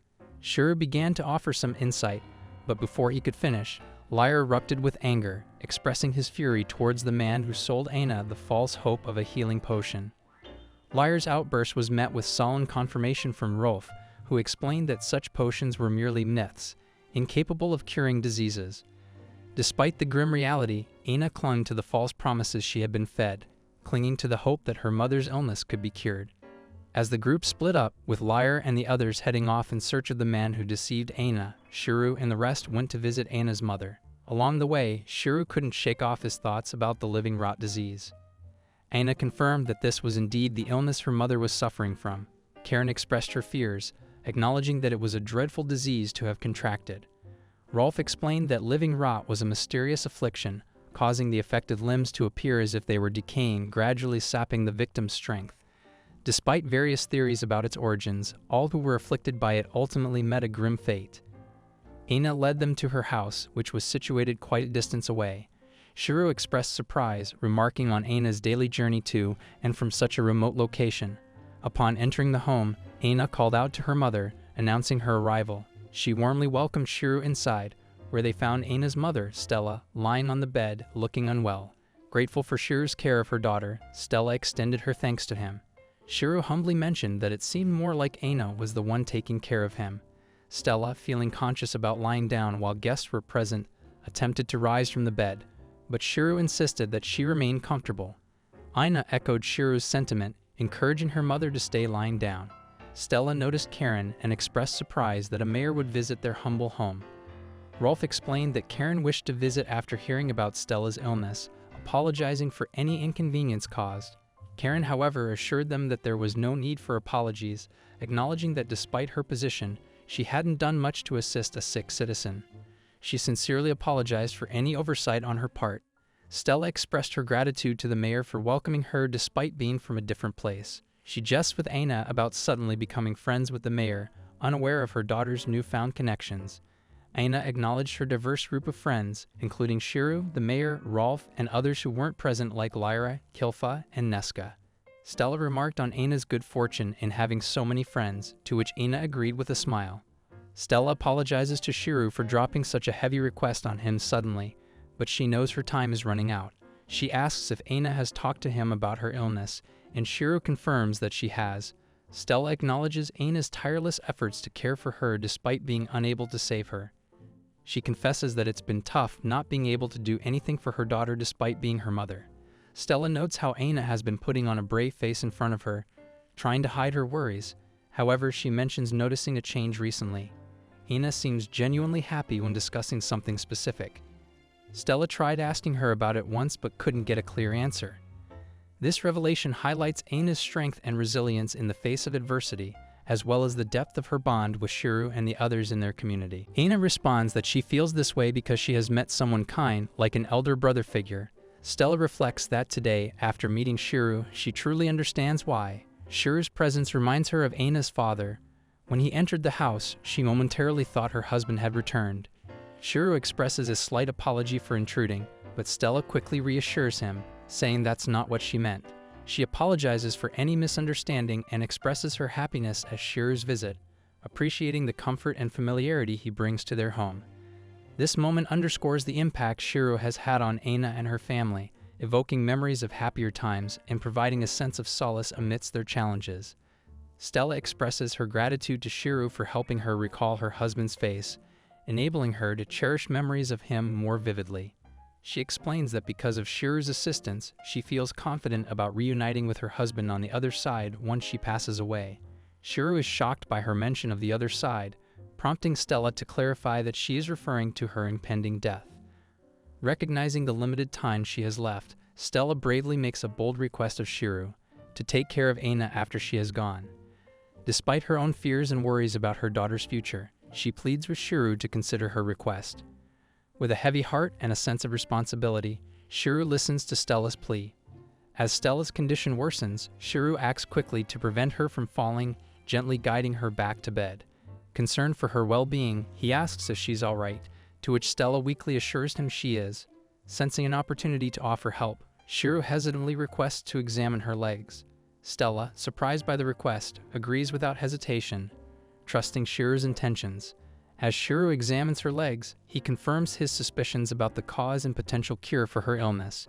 Stella, curious about his statement, asks for clarification, wondering if Shiru is expressing admiration for her legs.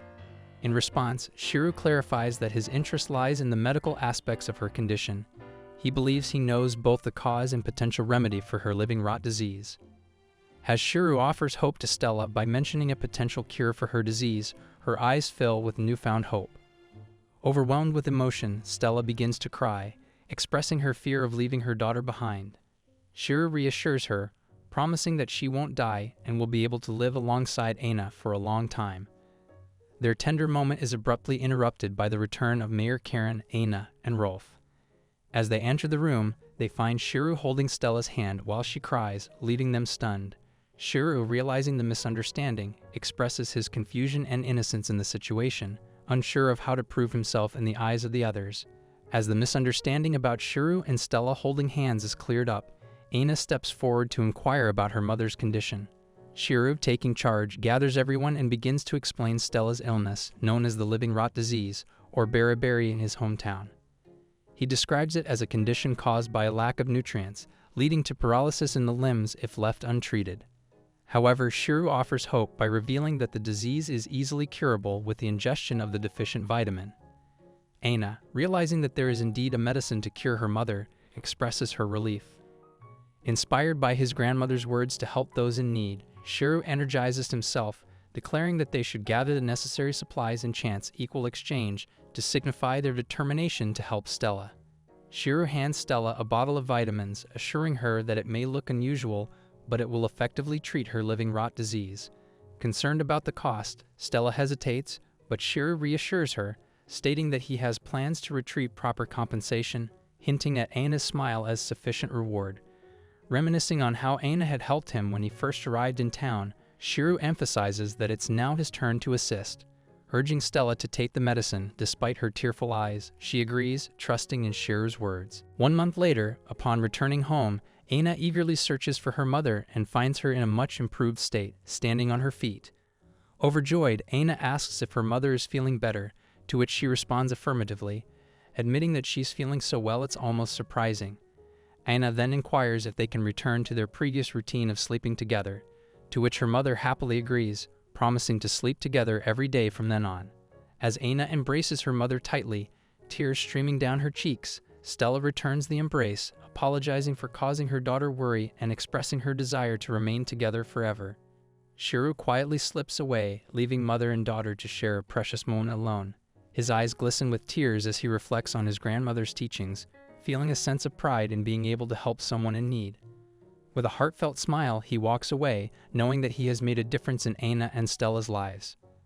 The next morning, Shiru sits on the balcony, taking in a deep breath of fresh air as he admires the beauty of the evening sky. He reflects on the previous day, considering it another great day. Just then, Aina approaches him to express her gratitude for the vitamin supplements that helped her mother recover completely.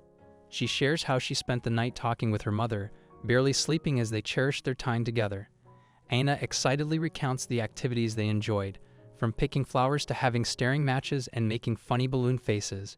Shiro can't help but feel happy seeing Aina's high spirits and knowing that Stella's recovery has brought peace to her.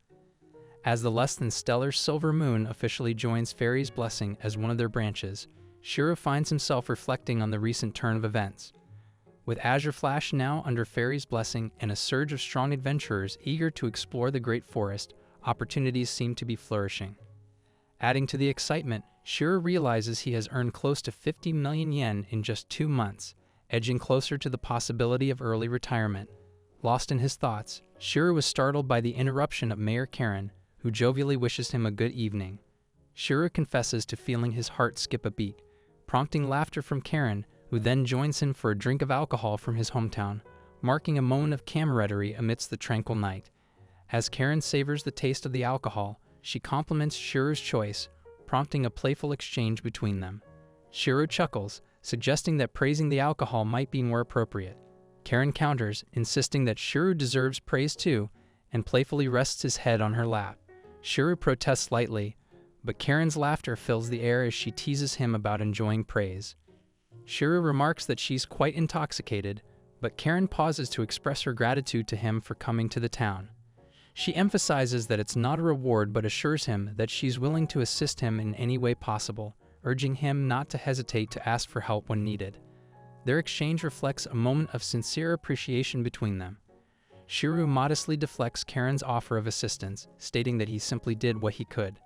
Karen responds with a warm smile, comparing him to the heroes sung about in ballads. Shiro blushes and dismisses the comparison, describing himself as just a money-honey bastard. He explains that his actions are guided by the teachings of his late grandmother, who instilled in him the importance of helping those in need.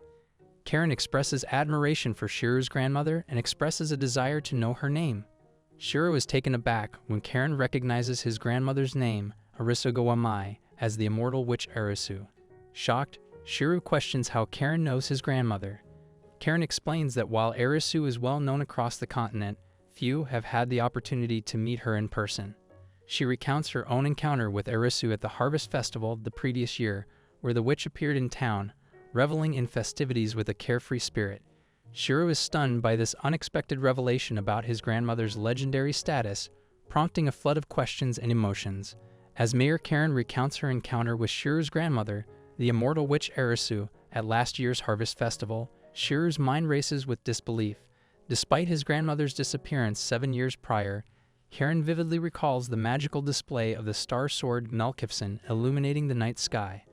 Overwhelmed by the revelation, Shiro requests time to digest the newfound information, grappling with the idea of his grandmother's legendary status. Memories of his grandmother's affinity for an actor named Mel Gibson flood his thoughts, connecting to the legendary sword's name.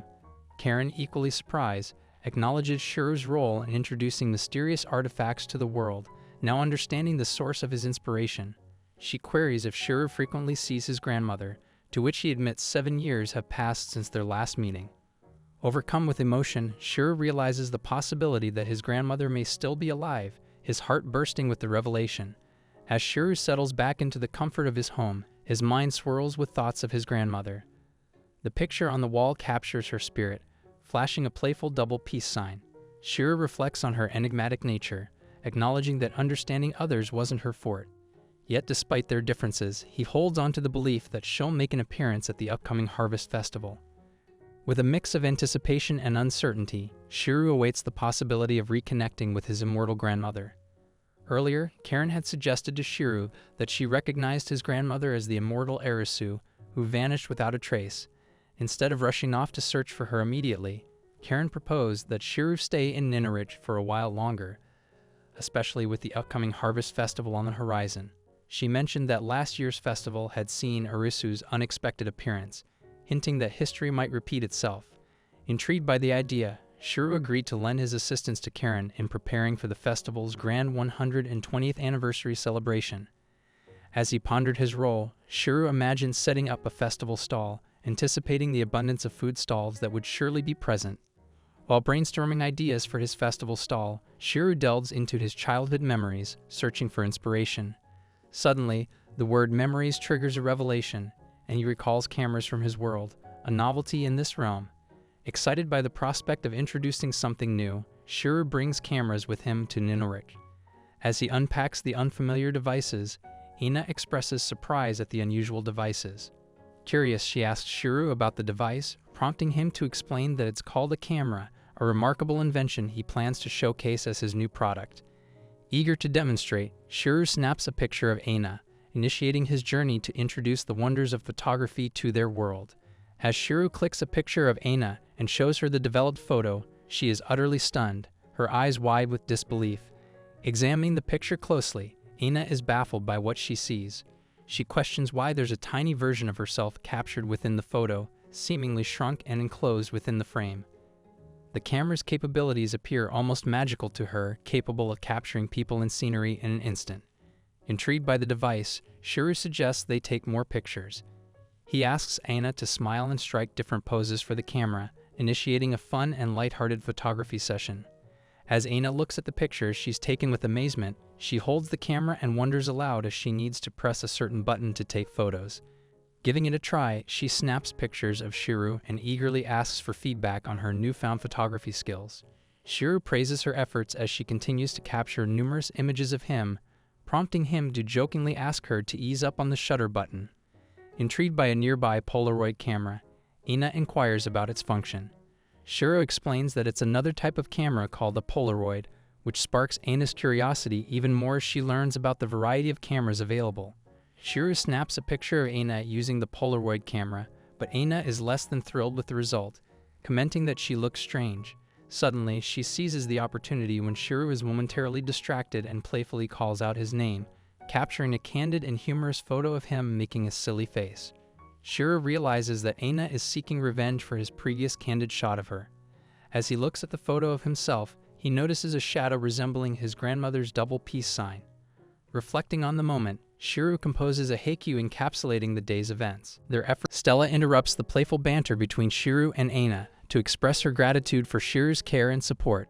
She mentions that they are now residing in the company housing Shiro arranged for them, and Shiro inquires about Stella's adjustment to their new home and whether she's tired from the move. Stella replies that she's only a little tired, thanks to Shiro's help. Ina chimes in, teasing her mother about her cleaning skills, which Stella admits with a smile. Shiro reminds Ina not to share their arrangement with anyone and reassures her that he's always there to lend a hand if needed. Ina expresses her thanks to Shiro but hesitates to continue, prompting Shiro to encourage her to speak her mind. Ina teases Shiro about his cleaning skills, prompting laughter from everyone, including Shiro, who admits his shortcomings. Ina then bids Shiro farewell, saying she'll see him tomorrow, to which he thanks her for the day and bids them goodbye in return. Before leaving, Shiro asks Stella to take care of herself, showing his concern for her well-being. As Shiro steps into the bustling Adventurers Guild Silver Moon, he reflects on how distant the days of its slump feel now. In just 2 months, it has transformed into the busiest guild in the Gilarm Kingdom. The echoes of Emil's sobbing on the day the doors first opened seem like a distant memory. Members return from exploring different regions, sharing information about monsters encountered and valuable camping spots discovered. Amidst the activity, Emil spots Shiro and calls out to him, questioning his timing for arriving. Emily greets Shiro with playful banter as he enters the guild, suggesting that perhaps he's there to see her or to bestow an expensive gift. Shiro quickly dismisses these notions, explaining that he's simply fulfilling his promise to have dinner with everyone. Emily, with an air of whimsical fantasy, muses about living a life of luxury with Shiro, envisioning castles, carriages, and even dragons. She playfully teases Shiro, hinting at her devotion, but he urges her to focus on her responsibilities. As Emily approaches Shiro, he becomes flustered, declining her invitation to drink together. Much to her playful disappointment, Shiro becomes increasingly flustered as he adamantly refuses any involvement with women who drink excessively, citing his grandmother's teachings. He awkwardly tries to explain that he recently discovered his grandmother is alive, but Emily is confused by his ramblings.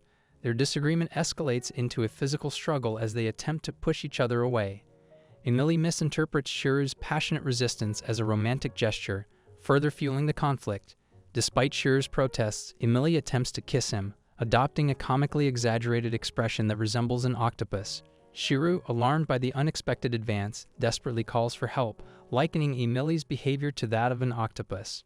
Ranger Kilfa swiftly intervenes, pushing Emily away from Shiru and ensuring he is unharmed. As Shiru joins the others for dinner, he expresses his gratitude to Kilfa for coming to his aid. Meanwhile, the atmosphere inside the guild's bar is lively, with patrons cheering and enjoying themselves. Amidst the festivities, Nesca clarifies that she is not in heat, dismissing any misconceptions about her behavior. She emphasizes that Emily's forceful actions towards Shiru are not indicative of a healthy relationship. Rolf remarks on the unsettling nature of Emily's advances, likening Shiru to an unpicked fruit nearly plucked before its time. Emily, unfazed, casually acknowledges the close encounter. However, her nonchalant attitude elicits strong reactions from the others at the dinner table, who question why she has joined them. Shiru silently boils with frustration towards Emily for her inappropriate behavior. Inside the bustling bar of the Adventurers Guild, tensions run high as conflicts arise among the adventurers. One challenges another to a fight, while the latter, maintaining composure, accepts the confrontation as a duty of the wise to discipline the unruly. Shiru, observing the escalating disputes, feels compelled to intervene, but Lyre urges him to let them be, explaining that for adventurers, such clashes serve as a customary greeting and a release for pent-up frustration. These adventurers, deemed elites from various regions, have converged at the guild in search of ancient ruins, yet despite their expertise, their efforts have yielded no significant discoveries since Fairy's blessing took over the guild 2 months prior. Shiru realizes the source of their discontent and understands why they are so agitated. Adding to the tension in the guild, Shiru realizes there's a lack of entertainment options available in Ninerich, leaving the adventurers with no outlet to release their frustration. Emily persists in annoying Shiru, prompting him to question her motives and request she refrain from unbuttoning her shirt again. Emily responds defensively, asserting she wouldn't do such a thing in public. She implies that Lyre's mention of entertainment refers to something more suggestive, hinting at a perverted shop. However, Shiru, oblivious to her insinuations, expresses confusion, prompting Emily to mock his innocence. Shiru denies any involvement in such activities, questioning why Emily is behaving so erratically. Amidst the commotion in the guild, tensions rise further as Nesca blames Lyre for the suggestive remark, only to have Lyre deny any involvement and express frustration at the misunderstanding. Meanwhile, a fight breaks out among the adventurers, with Shiru distractedly cheering on the victor. Unaware of the chaos at the dinner table, Shiru's attention remains fixed on the adventurers until the guild master intervenes, putting an end to the fighting with the firm declaration that there will be no brawling allowed in her guild. With her authoritative presence, the guild master quells the conflict, prompting everyone to desist from further aggression. Seated at the table with Shiru, the guild master remarks on the recent disturbance, directing her attention to Emily, who stands accused of failing to intervene. Approached by the guild master, Emily prepares to offer an excuse but is swiftly silenced, receiving no leniency. As Emily cries out to Shiru for help, he firmly rebuffs her advances, making it clear he has no romantic interest in her. Amidst the tension, Lyre and Nesca interject, revealing the discovery of a rare flower during their exploration of the forest ruins. Shiru expresses his intent to join them on their expedition, but not without seeking their protection from the dangers creep around in the wilderness. Assured by Lyre of their improved skills, Shiru raises his beer in a toast, signaling their camaraderie and shared excitement for the upcoming adventure. As Shiru finds himself amidst the tranquil beauty of the forest, he marvels at the sight of the Apsara flowers, their delicate blooms a testament to nature's grace. Nestled beside Nesca and Kilfa, he basks in the serenity of the moment, feeling a sense of peace wash over him. Thoughts of Aina drift through his mind, imagining her delight in discovering these blossoms. Suddenly, Lyre's voice interrupts their reverie, urging them to move on from their rest. Shiru protests, his fatigue evident from their arduous journey. Rolf interjects with a reminder of their task, to gather the flowers before sunset, promising rest thereafter.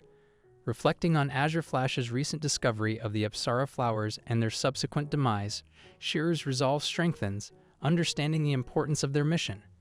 As the group faces the dilemma of the wilting Apsara flowers, Nesca expresses their despair at the slim chances of delivering them to an apothecary in time. However, just as they are about to concede defeat, Shiru recalls a skill he possesses, spatial storage. With this ability, he can preserve items within it, halting the passage of time for whatever is stored. Recognizing the potential solution this presents, Shiro proposes using his skill to transport the delicate flowers without fear of them wilting. Together, they gather a sufficient quantity of the blooms, marveling at the ingenuity of Shiro's skill. However, their attention is drawn to Kilfa, who has slept through the entire ordeal, oblivious to their efforts. As the group becomes aware of the approaching group of fleshshell bugs, their tension mounts. These formidable insects emit a threatening buzzing sound as they close in, their numbers and size posing a significant threat. Lyra quickly instructs Shiro to remain still and quiet, urging caution to avoid provoking the creatures. Nesca observes that the bugs bear signs of recent conflict, likely engaged in battle with another creature given the presence of blood. However, their respite is short-lived as the bugs detect their presence. With the situation escalating, Lyra calls upon Rolf to shield Shiro, while Nesca prepares to transform, readying herself for the impending confrontation. As Nesca swiftly aims her fiery arrows at the encroaching bugs and releases her attack, Rolf, sensing the imminent danger, urges Shiro to seek refuge behind him for protection. However, their efforts seem futile as the fire arrows inexplicably rebound off the insects, failing to deter their advance. Amidst the chaos, Kilfa stands alone, facing the oncoming swarm with unwavering resolve as they draw closer to her position. The bugs were getting closer, but Nesca and Nia shot fiery arrows at them. The bugs couldn't handle the heat and fell down. Shiro saw they were weak against fire, so he ran off. Rolf told him to come back, but Shiro got his gas spray instead. Rolf thought it was bear spray, but Shiro was ready to fight back. He lit his lighter, getting ready to use the spray against the bugs. With a flick of his lighter, Shiro ignites the gas spray, unleashing a massive burst of flames into the sky, engulfing the bugs in a fiery inferno. Amazed by Shiro's unexpected display of magic, his companions look on in awe. Quickly grasping the situation, Shiro tosses the spray to Rolf, who catches it deftly. Together, they continue their relentless assault on the remaining bugs, fighting with all their might to repel the persistent group. As the last of the bugs are vanquished one by one, Shiro marvels at the strength and resilience of his companions. However, their victory is short-lived as a new wave of bugs emerges, this time targeting Nesca. With the insects closing in on her, Shiro hesitates to use his spray and lighter, fearing it may inadvertently harm Nesca in the process. As Nesca and Lyra engage in combat against the incoming bugs, Shiro notices a threat approaching from behind and warns Nesca about it. Before he can react further, a large bug grabs hold of Shiro, prompting urgent shouts from Rolf and Lyra.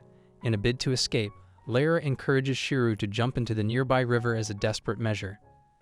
As Shiro leaps into the river to escape the clutches of the bugs, he finds temporary respite from the relentless swarm. However, the ordeal leaves him feeling drained and exhausted. Acting quickly, Nesca invokes a water-based spell, beseeching the spirit of the water to grant Shiro its boon. As Shiro struggles in the water, Lyra urgently directs the group to follow the riverbank, assuring Shiro that they will find him soon.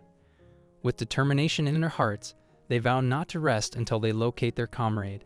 On the opposite bank of the river, Shiro lies sprawled on the ground, his senses blurred from the ordeal. A mysterious voice breaks through the haze, questioning if he can hear her.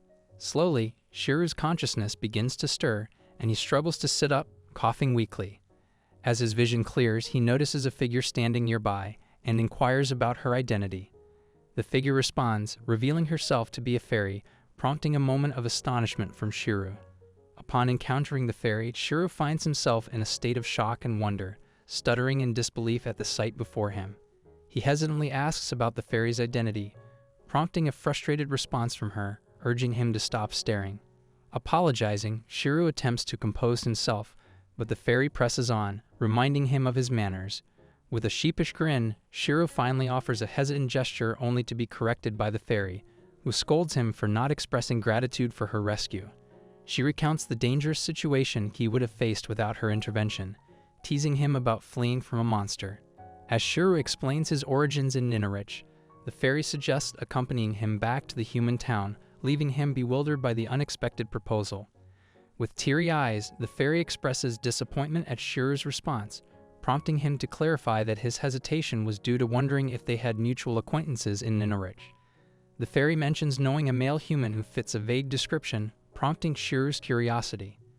However, she admits to not knowing his name, referring to him simply as human. Recalling their encounters in the forest, she mentions his cheerful demeanor and light blue eyes, likening them to the sky. Shiro, amused by the description, dismisses the notion that all humans know each other and presses for more details. As the fairy recounts their forest meetings, Shiro playfully suggests a romantic connection between them, teasingly questioning if they were lovers. The little fairy becomes visibly frustrated by Shiro's suggestion of a romantic relationship between humans and fairies, clarifying that they are merely friends. However, Shiro playfully suggests they were best friends, eliciting a grin from the fairy. When Shiro proposes accompanying her to the western part of the forest in exchange for her assistance in traveling to Ninerich, the fairy eagerly agrees. She expresses excitement at the prospect of visiting Ninerich and assures Shiro that she will protect him throughout their journey to the western part of the forest. The little fairy proudly demonstrates her magical prowess by unleashing a powerful wind cutter, creating a swirling cyclone amidst the forest. Shiro watches in awe as the magical display unfolds before his eyes. The wind whips through the trees, rustling leaves and branches, while the fairy's control over the element is evident in the graceful yet forceful movement of the cyclone. With a gleam of excitement in her eyes, the fairy showcases her abilities with playful enthusiasm, proving herself to be a formidable ally. With a smug grin, the fairy proudly acknowledges her magical prowess, though admitting her lack of control over it. Shiro chuckles at her display, remarking on her slight overdoing of the magic. The fairy brushes it off, citing her strength as compensation for her lack of finesse and control. She recounts a recent encounter with the fleshshell bugs, where her magic proved to be a powerful defense. Shiro, noticing her injuries from the encounter, sympathizes, attributing her wound to the bugs. Introducing himself as Shiro, he acknowledges their temporary partnership. Patty, seizing Shiro's finger with her tiny hand, introduces herself as Patty Falulu, playfully suggesting that Shiro should address her as boss or leader during their journey together. Shiro readily agrees to calling Patty his boss, which she finds amusing and even requests him to say it again. Playfully, Shiro suggests referring to himself as a smooch boss, to which Patty reacts with confusion and promptly forbids any such talk of smooching. Shiro then proposes the idea of being a gangster, only to be met with another prohibition. Acknowledging Patty's disapproval, Shiro adopts a more humble tone, referring to himself as a shipper Amata, dedicated to serving the one who saved his life. However, Patty dismisses this title as well. Sensing Shiro's longing for his friends, Patty inquires if he wishes to return to them, to which Shiro affirms, expressing his certainty that his friends are likely searching for him at that very moment. With a shared understanding, Shiro and Patty set their sights on reuniting with Shiro's friends. Patty, the fairy, declares that she's decided to assist Shiro in finding his friends, much to his delight. As she asserts her leadership role, she offers to provide Shiro with something special to eat, given her underlying intention. With a swift hand gesture, Patty performs a spell resembling Shiro's spatial storage skill, leaving him stunned by the revelation that the fairy possesses the same ability. Lost in his thoughts, Shiro fails to hear Patty inquire about his hunger, preoccupied by the surprising discovery of their shared skill. Patty inquires if Shiro has seen spatial storage before, explaining that fairies possess various skills strangely. She then offers Shiro a bottle of med she brewed herself, assuring him that it will warm him up. Shiro eagerly drinks the mead, finding it delicious, and Patty encourages him to drink as much as he likes. She volunteers to keep watch for the night while advising Shiro to rest once he finishes his drink.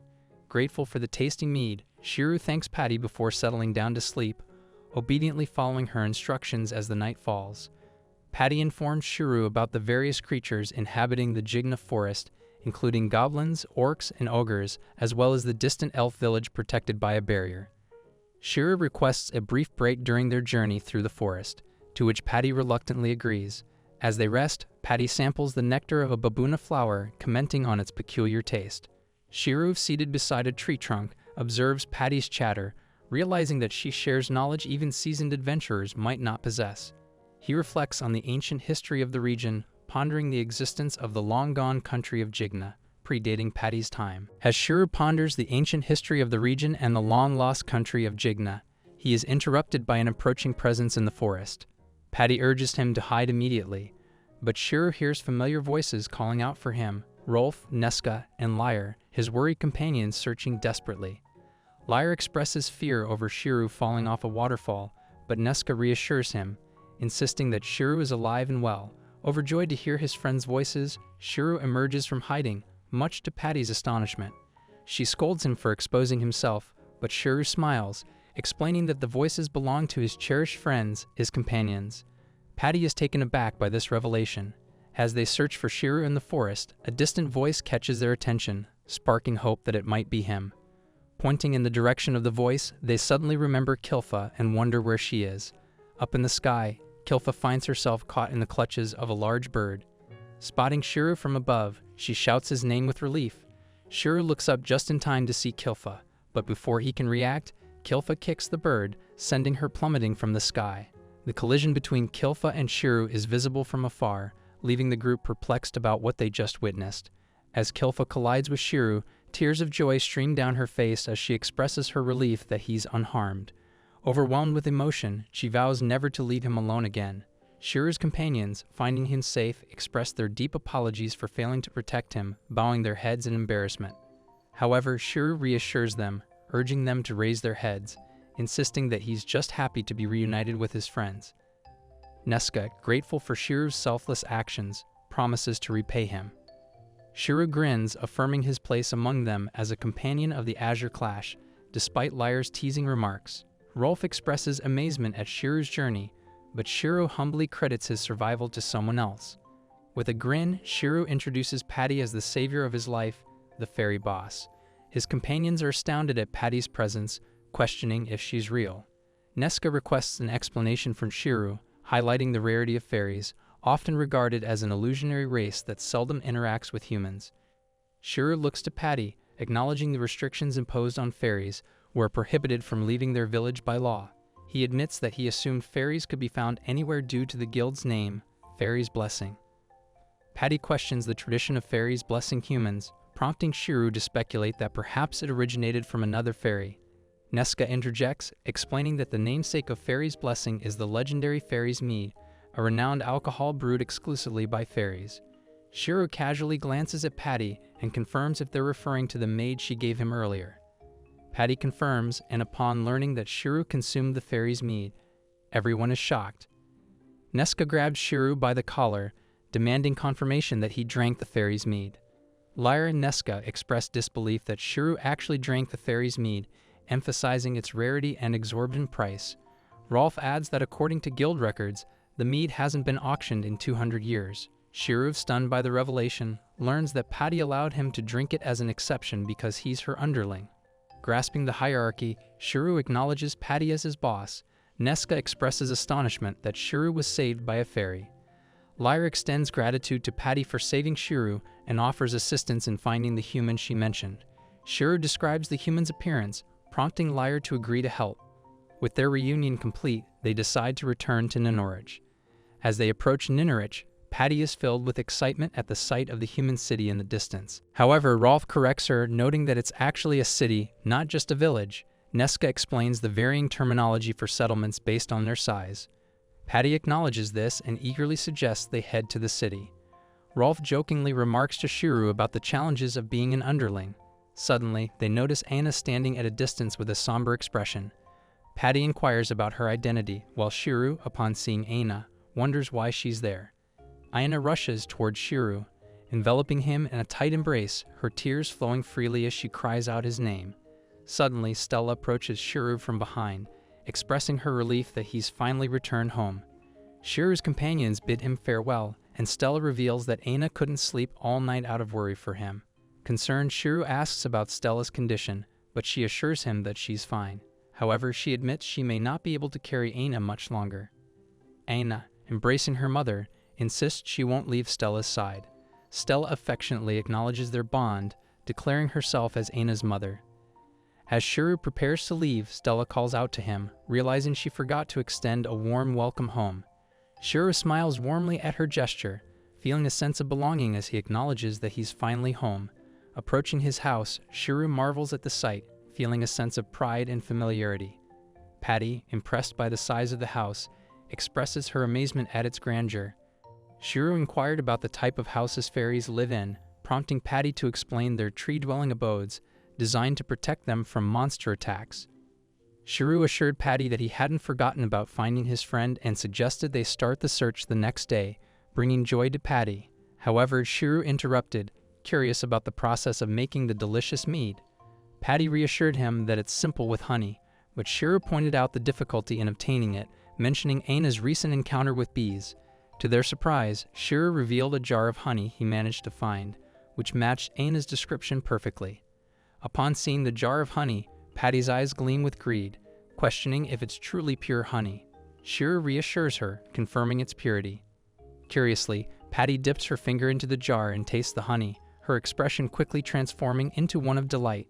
She declares it to be perfect, ideal for brewing an extra fine mead. Shiro, feeling exhausted from sleeping on the ground for so long, suggests they rest. Too weary to make it to his room, Shiro settles on the sofa, while Patty curls up on his head, both drifting off into a well-deserved sleep. In the early morning, Aina enters Shiro's room and sits beside him, gently attempting to wake him up. Shiro, still half asleep, murmurs about the store being closed for the day.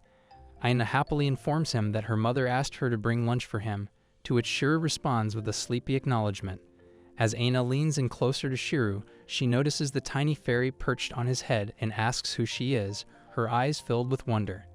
Shiro introduces the fairy as Boss Patty, which astonishes Aina, who compares her to the fairies in her picture books.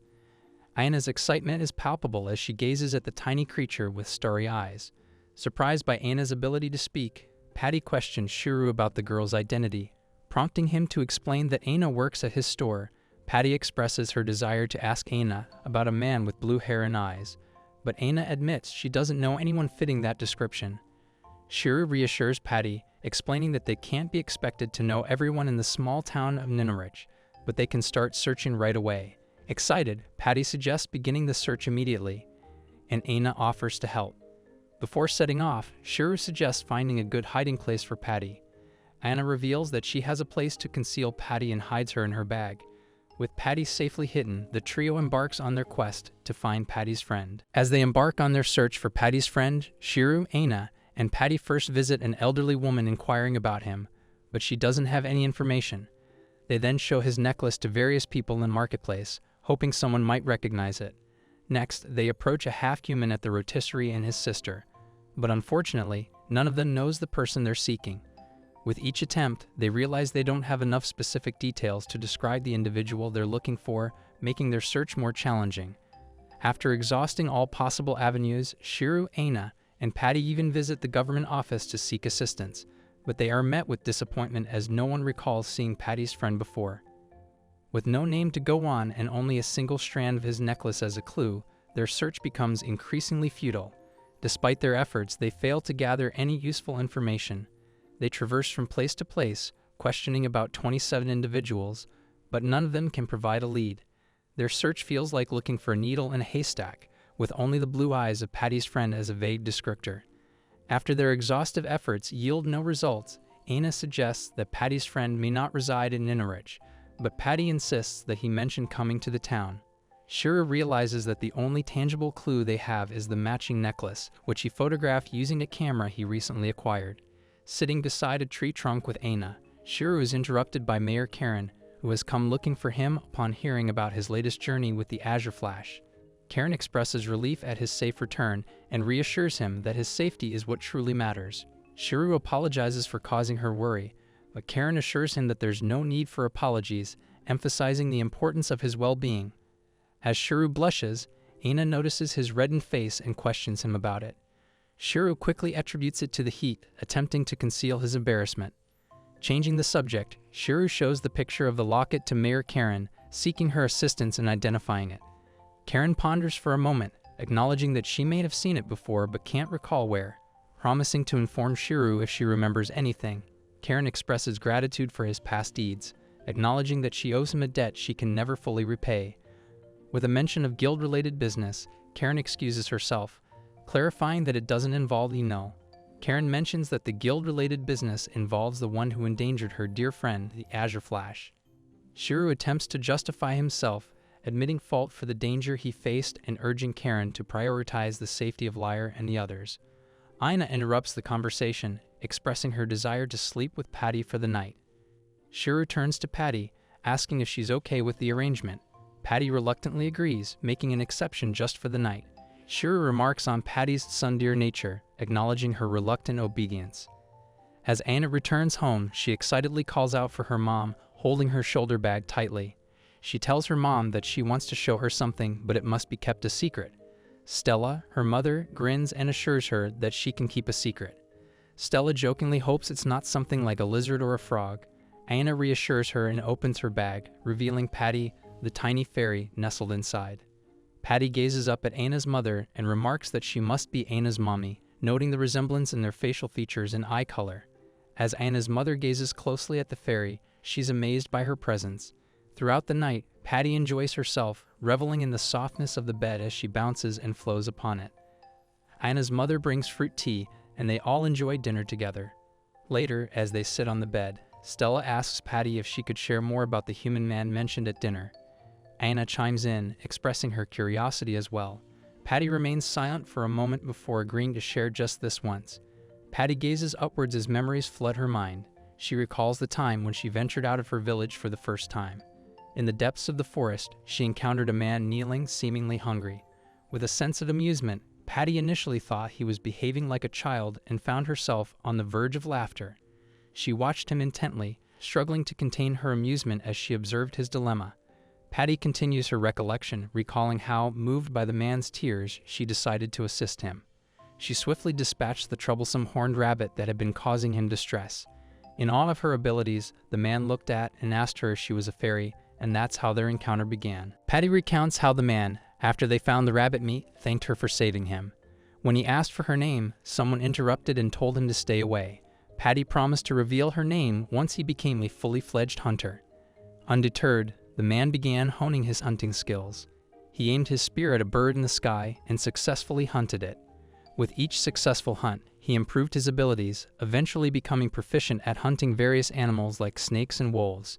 As Patty continues her narration, she recalls the moment when the man, after showing improvement in his hunting skills, asked her for her name. However, their interaction was once again interrupted, and the man had to leave abruptly. Patty expresses her frustration and disappointment at not being able to exchange names with him. Returning to the present moment, Patty shares this story with Stella and Aina, explaining that it was the last time she saw him. Reflecting on their connection as loners, Patty admits that she wanted to exchange names with him the next time they met.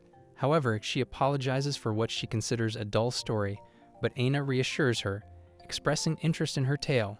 As Patty sits in Aina's lap, Aina's tears flow freely, overwhelming the little fairy. Patty's expression contorts strangely as she detects water dripping from the ceiling. Aina, consumed by emotion, reassures Patty through her tears, expressing determination to find their friend. Patty responds affirmatively, echoing Aina's resolve to reunite with their lost companion. About 2 hours earlier, Shiru, standing on his balcony with jizz glasses on, remarks on the pleasure of being home after a long time. He decides to enjoy the sunset in Ninerich. Suddenly, Lyre appears, catching Shiru's attention. Shiru hurries down to meet him, noticing Lyre's swollen face. Concerned, Shiru inquires about the injury, but Lyre brushes it off as unimportant, mentioning an encounter with Mayor Karen.